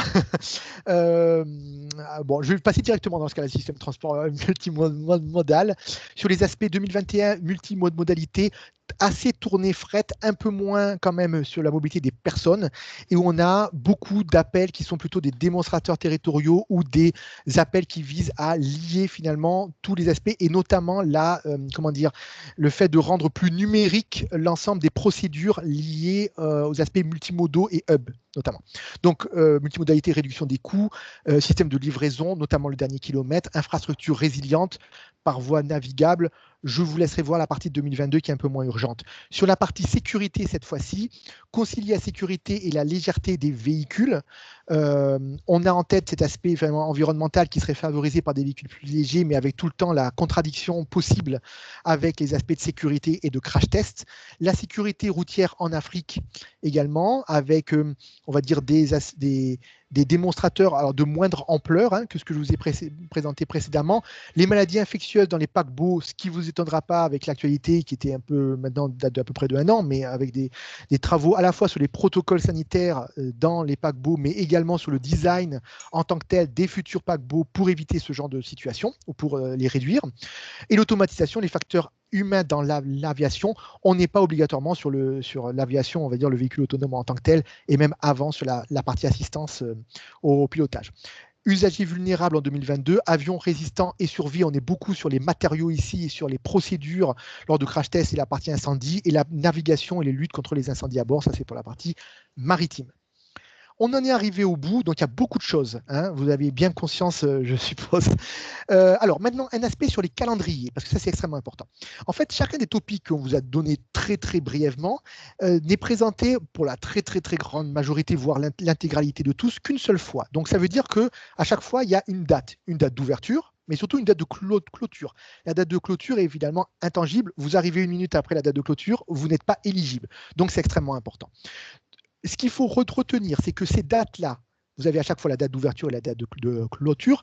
Évidemment, ce ne sont pas les mêmes entre 2021 et 2022, évidemment, et ce ne sont pas non plus les mêmes selon les destinations. Et même dans chacune des destinations, il y a plusieurs vagues. Mais encore une fois, sur chacun des topics, il y a une seule date. Donc ça dépend des topics. Vous verrez ça dans le programme de travail. Ce qu'il faut avoir en tête, c'est que pour 2021, les premières clôtures d'appel arrivent aujourd'hui. Elles sont définies pour début septembre. Donc plus précisément le 14 septembre 2021. C'est la destination 5 et la destination 1 où vous voyez que ce sont les dates les plus précoces. Mais les autres arrivent très vite, au mois d'octobre. Donc ça veut dire qu'il faut le préparer dès maintenant et ne pas attendre évidemment que les appels soient officiels.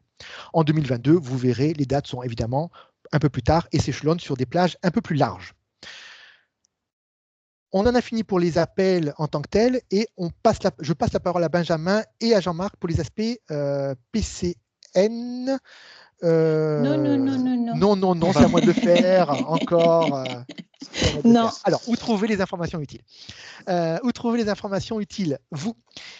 c'est évident que vous n'allez pas préparer uniquement avec ce qu'on vous dit aujourd'hui. Et vous avez une Bible, en quelque sorte, toute proportion gardée évidemment, qui sont 2 sites où vous trouvez l'intégralité des informations et un peu plus. Le premier, c'est le site Horizon Europe du MESRI, celui qui est donné justement horizoneurope.gouv.fr. Vous avez donc le lien sur la présentation où vous verrez le détail des appels, les événements et notamment un événement qui va arriver très vite, qui est de la description un peu plus précise et détaillée par destination des topics. C'est en gros le même travail qu'on a fait aujourd'hui, mais où les collègues PCN vont rentrer plus dans le détail, mais je laisserai Benjamin en parler un peu plus tard. Et des fiches pratiques juridiques et financières et bien d'autres points. Et puis, donc ça relaie finalement la communauté française des informations. Et puis, vous avez évidemment le site de la Commission européenne avec un certain nombre d'informations, dont des informations qui sont, on va dire, également peut-être un peu moins importantes qu'on ne relaye pas. Et puis, il y a tous les portails finalement qui sont utiles pour vous et les éléments statistiques notamment, et puis les éléments de projets financés. C'est une mine d'informations, le site de la Commission, qui vous permet d'avoir un peu plus d'informations globalement et vous préparer au lancement des appels à projets. Et je crois que cette fois-ci, c'est bon. Et je laisse la parole à Annabelle. Merci Pierre. Donc nous allons passer au témoignage de Monsieur Yannick Bian de l'entreprise Chantier Bretagne Sud, dont l'entreprise a participé à un projet H2020 du défi 3. Donc le défi 3, c'est en lien avec les énergies. Donc c'est un témoignage très intéressant puisque Monsieur Bian, que nous remercions, va nous faire part de son retour d'expérience et va prodiguer quelques conseils que l'on ne trouve pas forcément dans les textes officiels, mais ô combien utiles et intéressants. Alors, Monsieur Bian, je pense que vous pouvez parler, mais peut-être pas forcément être vu. Je crois qu'il y a un petit souci technique. Est-ce qu'on vous entend? C'est parfait. Oui. Bonjour à tous. Effectivement, Yannick Bian du Chantier Bretagne Sud. L'idée, c'est d'apporter un témoignage, non pas sur le contenu du projet, mais plutôt sur comment s'est déroulé le projet et surtout d'apporter cette expérience qui était au final, on n'était pas préparé à ça. On nous a apporté de l'aide et l'idée, c'est vraiment de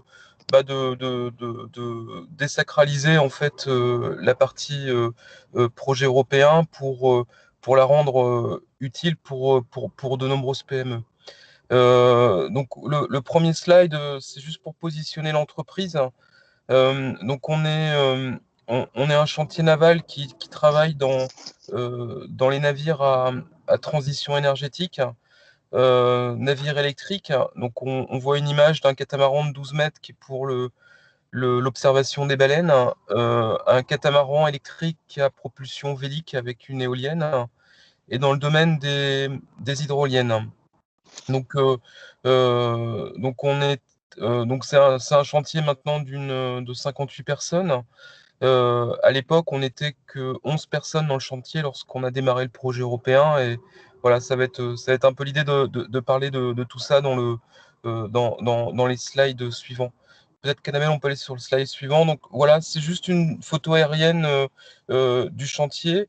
Donc on a 1 hectare en bord de Riel-et-Tel, donc dans le sud de la Bretagne. Il y a énormément de courants. On parle de 6 nœuds de courant à marée haute et à marée descendante. Donc l'idée, c'était effectivement de cet inconvénient majeur pour la navigation, d'en faire un atout pour l'entreprise. Donc notre volonté, c'est de faire de ce site un centre d'essai, mais surtout de tester des prototypes et des innovations, parce que voilà, comme le disent certains de nos clients, si ça marche à Etel, ça marchera partout dans le monde, vu la complexité des zones de navigation. Voilà, on va peut-être passer au slide suivant. Voilà, donc ça c'est juste le slide pour imager le courant. On voit sur la photo de droite, on voit en rouge, c'est la zone où effectivement il y a un courant qui est extrêmement important. Donc on en fait un site d'essai pour nos constructions, donc les hydroliennes, des bateaux autonomes en ce moment, des bateaux électriques. Donc voilà, le concept, c'est si ça marche devant le chantier, bah voilà, on a quelque part déverminé tous les problèmes. Voilà, donc en gros, c'est pour revenir à la thématique du webinaire, donc le chantier, c'est un chantier historique qui a quasiment 80 ans maintenant. Je l'ai repris il y a 8 ans. Le chantier est à l'abandon depuis 20 ans. Ça, on parle de 2013. Donc pas de salariés, pas de savoir-faire, plus rien en fait. Donc en 2017, on a en fait des personnes d'une agence de la région Bretagne qui s'appelle Bretagne Développement International, qui est venu nous voir et en nous disant bah voilà, n'hésite pas, fonce, on voudrait que tu puisses participer à un projet européen. Alors en 2017, ça faisait 3-4 ans, on était encore les manches retroussées pour pouvoir remettre le site en fonctionnement industriel. Voilà, mais voilà, ils ont été aidants, ils désacralisaient l'idée de pouvoir participer qu'une PME participe à un projet européen. Et voilà, enfin voilà, ils ont, le nombre de fois ils m'ont dit oui, oui, c'est possible, vas-y, quoi qu'il se passe, on t'aidera. Donc il y avait vraiment voilà un soutien des acteurs institutionnels pour que les PME se positionnent sur ce type de consortium. Voilà, et c'est pas voilà, c'est pas juste des éléments de langage, c'est que c'est aujourd'hui un réel apport pour l'entreprise. Ça a changé la visibilité et les compétences de l'entreprise. Et voilà, pour terminer sur cette slide, ce que je voulais dire, c'est que le leader du projet, c'était une société écossaise. Et pareil, ils ont été rassurants et aidants. Ce qu'ils venaient chercher, c'était un outil et des personnes. Ce qu'ils voulaient, c'était effectivement qu'on arrive à tester une hydrolienne de très grande taille sur ce site d'essai. Et là où moi j'ai été vraiment très positif, c'est en 2017, ils ont imaginé là où serait l'entreprise aujourd'hui en 2021. Et ça, je trouve que c'est visionnaire de leur part parce qu'ils nous ont quelque part accompagnés, fait confiance dans des moments où on était effectivement qu'une dizaine dans l'entreprise. Et voilà, donc voilà, il reste une dernière planche, mais vraiment l'idée, c'est de pouvoir dire aux PME que c'est important d'y aller, qu'il ne faut pas avoir peur de ses compétences et de ses savoir-faire. Voilà, pour répondre au call, on a itéré sur les propositions techniques et financières, mais avec le concours du leader qui a été patient, qui a été aidant, et on a itéré de mémoire, on a fait quasiment une vingtaine de versions. Alors ça a changé complètement la stature de l'entreprise à plusieurs titres. Il y a effectivement, il y a l'aspect financier qui est pas considéré comme une aide au niveau français. Mais voilà, je vais d'abord dire que ça apporte au niveau humain parce que ça permet d'attirer des jeunes talents, d'attirer des personnes qui veulent. C'est dur pour une PME d'attirer des ingénieurs à fort potentiel. Et les projets européens permettent de donner du sens et de donner en fait une lisibilité pour les femmes et les hommes qui composent l'entreprise. Donc ça, pour moi, c'est l'apport majeur parce qu'une entreprise sans l'humain, il n'y en a pas. Ce qui nous a étonné, c'est que ça donne une dimension nationale à une PME, dans le sens où finalement, on est en contact avec des sociétés internationales européennes de renom. Et aujourd'hui, ça nous apporte un plus dans les autres projets parce qu'on a ces contacts qui facilitent, je pense typiquement au DNV. Aujourd'hui, on a un contact privilégié. On a des sociétés de calcul de structure avec qui on travaille. Et on ne s'attendait pas à ça. C'est qu'aujourd'hui, finalement, la petite PME, ils sont venus chercher l'agilité, et nous, ça nous permet de rentrer dans d'être en contact avec des structures de stature internationale, hein, ce qui est clairement un avantage aujourd'hui pour le développement de l'activité, notamment quand on fait des prototypes avec des intégrations de systèmes complexes. Donc voilà, pour moi, c'est vraiment un témoignage en disant faut pas avoir peur. Moi, j'ai eu peur plein de fois parce que je me demandais si c'était pas trop tôt, si c'était pas trop compliqué. Et finalement, ça a accompagné et ça a changé la stature de l'entreprise. Donc voilà, c'est un témoignage peut-être un peu simpliste et pas technique, mais voilà, on est quand même dans du bénéfice pur. Merci Yannick. Donc je retiens en fait ce gain en fait pour vous de visibilité finalement et peut-être de notoriété aussi à travers la participation à ce projet H2020. Le fait que les subventions reçues soient considérées en fait en France ne soient pas considérées comme des aides d'État, ce qui est vraiment important pour les PME. Le fait que vous ayez pu aussi attirer de jeunes talents et que ça a permis de pérenniser ou en tout cas d'ouvrir un certain nombre de contacts. J'avais une question, s'il n'y en a pas dans le chat, en fait.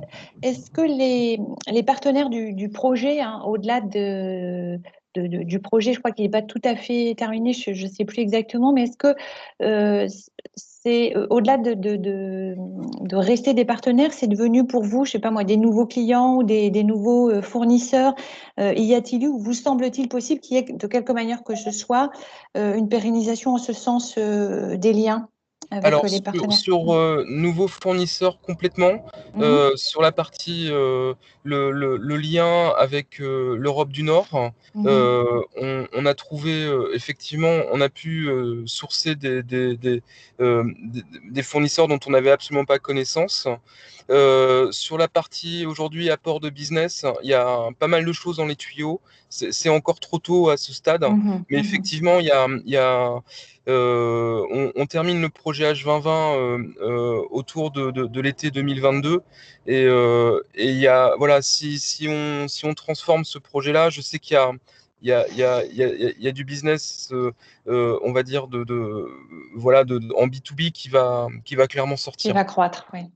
Ben, je vous propose, enfin, je vous remercie Yannick, merci beaucoup d'avoir témoigné. J'espère que ça va donner l'envie à celles et ceux qui nous écoutent de postuler, ou en tout cas d'ôter tous ces freins peut-être parfois inutiles pour vraiment se lancer dans l'aventure du projet, d'un projet Horizon Europe. On a peut-être quelques questions, Benjamin, sur la présentation en fait du cluster 5 et des appels que l'on a fait tout à l'heure avec donc Pierre. Je ne sais pas si tu peux en relayer une ou deux. Oui, alors on a eu quelques questions. Je pense qu'on ne va pas pouvoir toutes les relayer. Oui. Alors une question pour Annabelle. Est-ce qu'il y a des calls en lien avec donc l'énergie, que ce soit le PV, l'éolien ou autre, orientés sur des démonstrateurs en collaboration avec l'Afrique? Oui, alors, mais c'est plus les systèmes en fait, c'est plus, c'est pas forcément sur le PV. Je regarde juste dans mes notes parce que j'en avais noté 2. Il y en a 3 en fait pour les ENR en lien avec l'Afrique. Il y en a un sur ce qu'on appelle le Nexus eau, énergie, alimentation. En fait, vous savez qu'il y a une pression forte en Afrique sur l'eau et que ça a des conséquences sur la production d'énergie. Donc les pays africains ont besoin de disposer de leur propre modèle dédié pour simuler et estimer les pressions sur le lien eau-énergie, ce qui est crucial. Donc, il y a un appel sur cet aspect.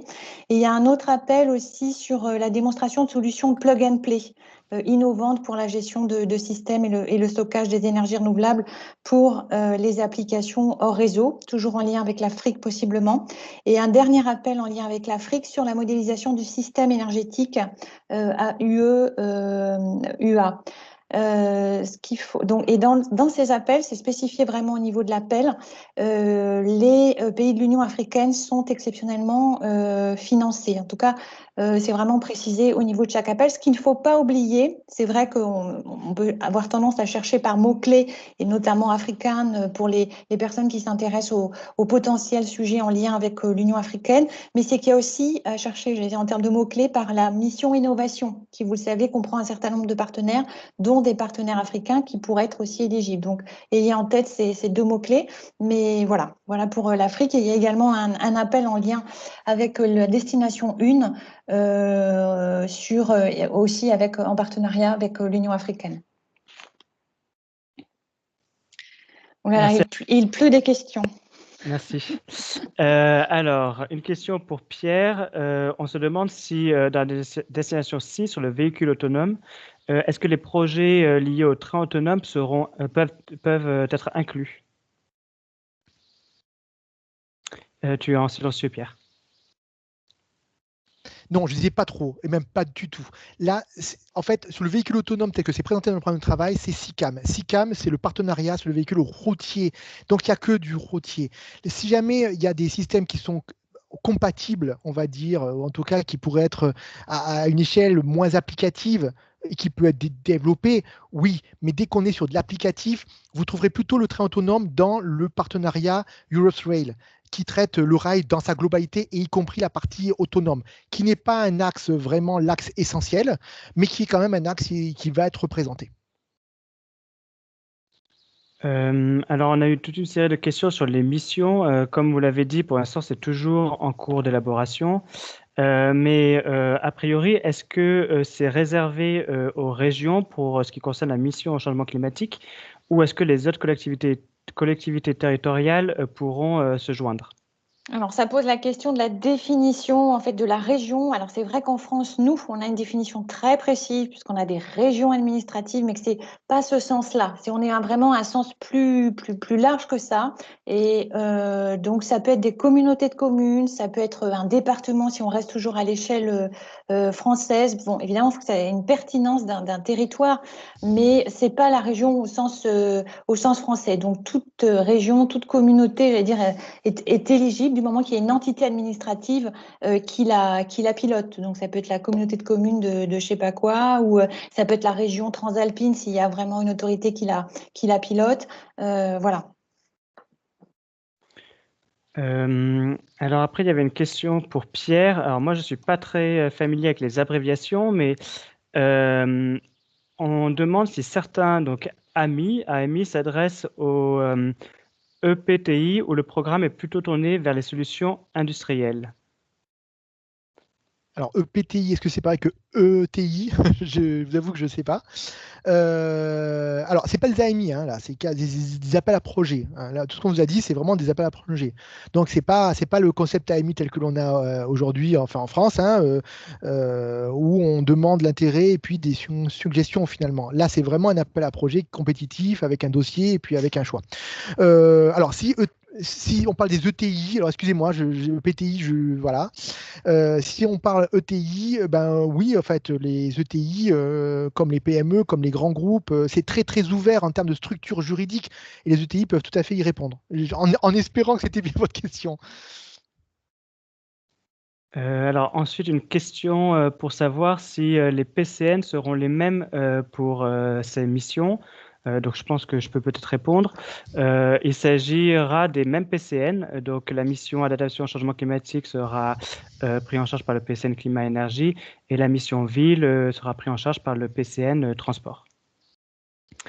Je ne sais pas si... Oui, tu veux compléter? Non, avec juste l'idée également que pour toutes les actions un peu transverses, il y aura un PCN qui aura aussi cette tâche-là. Mais ce n'est pas encore complètement construit. Donc, on communiquera là-dessus quand ce sera fait. Est-ce qu'on a le temps encore pour une ou deux questions, ou on passe au suivant?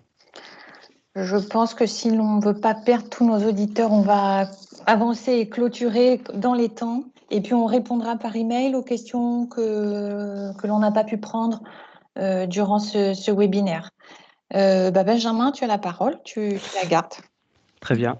Donc, bonjour à tous. Donc, je suis Benjamin Viniger, le coordinateur pour le PCN Climat-Énergie. Donc les PCN, les points de contact nationaux, sont là pour diffuser l'information et sensibiliser la communauté de la recherche et l'innovation aux programmes européens. Donc nous sommes là pour vous aider, pour vous accompagner, que ce soit pour des questions sur les appels, pour de l'aide au réseautage ou toute autre aide que vous pourriez avoir besoin. On peut également participer aux événements que vous organisez. Alors en ce moment, c'est beaucoup de webinaires, mais on espère pouvoir participer bientôt en présentiel. Donc, comme je vous le disais, il y a deux PCN. Le PCN Climat-Énergie, donc nous sommes une équipe de 4 personnes. Donc moi-même qui suis le coordinateur et 3 autres personnes qui travaillent avec moi. Donc pour vous informer, il y a donc une page du PCN sur LinkedIn et sur Twitter. Donc je vous invite à nous suivre. Nous essayons au maximum de transmettre de l'information en direct. Vous pouvez également demander votre inscription à la liste de diffusion. Donc vous nous adressez un email et je vous ajouterai à la liste de diffusion. Et enfin, sachez que vous pouvez adresser des questions directement au PCN via l'adresse générique que vous pouvez également retrouver sur la page contact du site Horizon Europe. Je passe maintenant la parole à Jean-Marc qui va présenter l'équipe pour le PCN Transport. Oui, bonjour. Est-ce que vous me voyez, m'entendez bien? On t'entend. Parfaitement. Oui, parfait. Merci beaucoup. Bonjour à toutes et à tous. Merci Benjamin. Donc j'ai Jean-Marc Zaccardi. J'ai effectivement le plaisir de faire dorénavant partie du nouveau réseau PCN Transport pour Horizon Europe avec Thilo Schoenfeld, donc qui malheureusement ne pouvait pas être présent aujourd'hui. Alors comme vous pouvez le voir là sur ce slide, notre équipe pour l'instant est un peu plus réduite que celle du PCN Climat Énergie puisque nous ne sommes que 2 et que notre coordinateur ou coordinatrice est en cours de recrutement. Alors néanmoins, nous sommes, Thilo et moi, d'ores et déjà disponibles, comme Benjamin vous l'a dit, pour vous aider, vous accompagner. Si jamais vous avez des questions sur les appels qui ont été présentés précédemment, notamment par Pierre, dans les destinations 2, 5 et 6. Vous pouvez également nous adresser un mail à l'adresse générique PCN Transport et si vous le souhaitez, adhérer à notre liste de diffusion que nous mettrons à jour régulièrement. Pour votre information, Thilo et moi sommes basés en région. Donc Thilo à Toulouse, région Occitanie, et moi plutôt du côté de Lyon et de la région Aura. Donc je vous informe de ce point-là si jamais vous souhaitez dans les mois qui viennent organiser des événements et que nous pouvons être disponibles en présentiel, ce sera avec plaisir. Alors, notre première action à très court terme que vous voyez sur ce slide, concerne l'organisation de webinaires thématiques pour vous présenter, comme Pierre l'a mentionné, en détail les différents topics des 6 destinations. Donc, ça commence dès la semaine prochaine avec la destination 1 et la destination 5. Donc, destination 1, ce sera organisé par le PCN Climat Énergie et destination 5 par le PCN Transport. Et vous verrez en fait que les 6 destinations seront couvertes dans les 3 semaines qui viennent jusqu'au 22 juin. Donc, dans 2 semaines, vous aurez, si je ne me trompe pas, même 4 webinaires pour les destinations 6, destination 3 qui sera découpée en 2 webinaires les 16 et 17 juin. Et puis la destination 2 le 18 juin. Donc comme ça a été déjà introduit, la destination 2 sera couverte à la fois par le PCN Climat Énergie et par le PCN Transport, étant donné que les thématiques qui sont adressées dans cette destination sont relativement transverses, avec notamment la thématique batterie. Voilà, j'ai été très rapide. N'hésitez pas si vous avez des questions. Comme ça ira mieux. Merci beaucoup. On demande si les webinaires thématiques seront enregistrés. Est-ce que les webinaires thématiques seront enregistrés? Oui, oui. Voilà, merci. Voilà, tout sera enregistré et vous aurez également accès aux slides pour ces webinaires, comme ce sera le cas pour ce webinaire-ci. Le mot de la fin revient à Pierre. Pierre. Oui, avant le mot de la fin, l'avant-dernier mot de la fin, pour vous dire que le coordinateur, oui, j'en profite, pour vous dire que le coordinateur, comme l'a dit Jean-Marc, du PCN Transport est en cours de recrutement, mais il est ouvert, c'est-à-dire il n'y a pas quelqu'un qui est ciblé aujourd'hui. Et donc, toutes les propositions seront regardées avec attention. Donc, du coup, n'hésitez pas à regarder l'annonce du poste et sur le site du Messery que vous connaissez et qui est sur le slide. Alors, on espère, hein, avec Annabelle, Benjamin et Jean-Marc, d'abord, déjà, en première chose, on remercie Monsieur Bian pour commencer, Rosaline qui n'est plus avec nous. Bon, on espère finalement, par ce webinaire, avoir attisé votre curiosité, hein, par rapport aux appels du cluster 5 en particulier. Sachez que vraiment, ce sont comment dire, c'est un instrument, comme on dit à l'Europe, c'est un instrument qui a beaucoup de potentiel, qui permet de vous financer très correctement. Alors, on ne rentre pas avec Annabelle, on n'a pas le temps, hein, de parler de modalités, de capacité, de propositions, de réseautage, etc., malheureusement. Mais sachez qu'il y a des taux de financement quand même dans la grande majorité entre 60 et 100%, et bien plus souvent près du 100%. Donc, ce sont des thématiques qui, je l'espère, vous motivent, et vous avez remarqué probablement qu'on est vraiment sur des technologies très avancées. C'est un choix, hein, tel que l'a dit Rosaline également, d'avoir des technologies très avancées qui visent pas demain, mais plutôt, enfin pas demain proche, mais demain un peu plus loin, et d'avoir des vraies solutions en rupture. C'est un programme qui est très ambitieux. Et c'est un programme qui est attractif. Donc, comme il est attractif, il y a une sorte de compétitivité entre les appels. Mais comme l'a dit Rosaline, et c'est tout à fait partagé par Annabelle et moi qui voyons finalement assez couramment les projets qui sont montés, vous avez toutes les possibilités, nous avons toutes les possibilités en France d'avoir des projets hyper intéressants et de participer, alors à chaque fois ce sont des projets européens évidemment, à des projets hyper intéressants, et en général le taux de succès français est bon à très bon. Par contre, le taux de participation n'est pas tout à fait. Voilà. Donc, les autres pays proposent plus que nous, au moins cette appréhension imposée. Donc, avec Annabelle, on ne peut que vous encourager. Et pour cela, peut-être 2 messages essentiels. Anticiper. Vous voyez, les appels à projets les dates de clôture arrivent très vite, à très vite. Anticiper un maximum. Pour ceux qui n'ont pas construit ou qui n'ont pas participé à des programmes européens, ça prend du temps, évidemment. Donc, anticiper et travailler le réseau. Votre réseau, même en dehors des travaux européens, votre réseau est vraiment essentiel, car il est bien souvent difficile finalement de connaître les projets qui se montent. Donc du coup, votre réseau va être hyper utile par rapport à ça. Et nous ne saurions que vous encourager à travailler, comme l'a dit Rosaline, l'impact, qui est aussi un peu, quelquefois, un point un peu plus faible des propositions françaises, alors que le domaine de l'excellence est en général très bon. Donc sachez, mais vous en saurez un peu plus quand vous travaillerez ces aspects-là, que l'impact est noté à même hauteur. Donc voilà, c'était juste quelques mots, on va dire, de modalités pratico-pratiques. On reste à votre écoute. Vous voyez, vous avez des contacts. Annabelle, moi-même, les collègues PCN, le site Horizon Europe dont vous voyez le nom, toutes les informations, et vous avez vraiment les cartes en main pour poser dès maintenant et pour préparer dès maintenant des appels à projets très intéressants et compétitifs sur ce programme qui est attrayant. Voilà, Annabelle, je ne sais pas s'il y a autre chose à ajouter de ton côté. Rien, tout a été dit, je pense. Merci Pierre. Et merci à vous tous d'avoir participé à ce webinaire qui, nous l'espérons, a été instructif pour vous. Prochaine étape, les webinaires dédiés, si vous voulez vous lancer dans cette aventure. Merci beaucoup à tous. Et avec 3 minutes d'avance, on vous laisse à vos occupations. Très bonne fin de journée. À bientôt. Au revoir.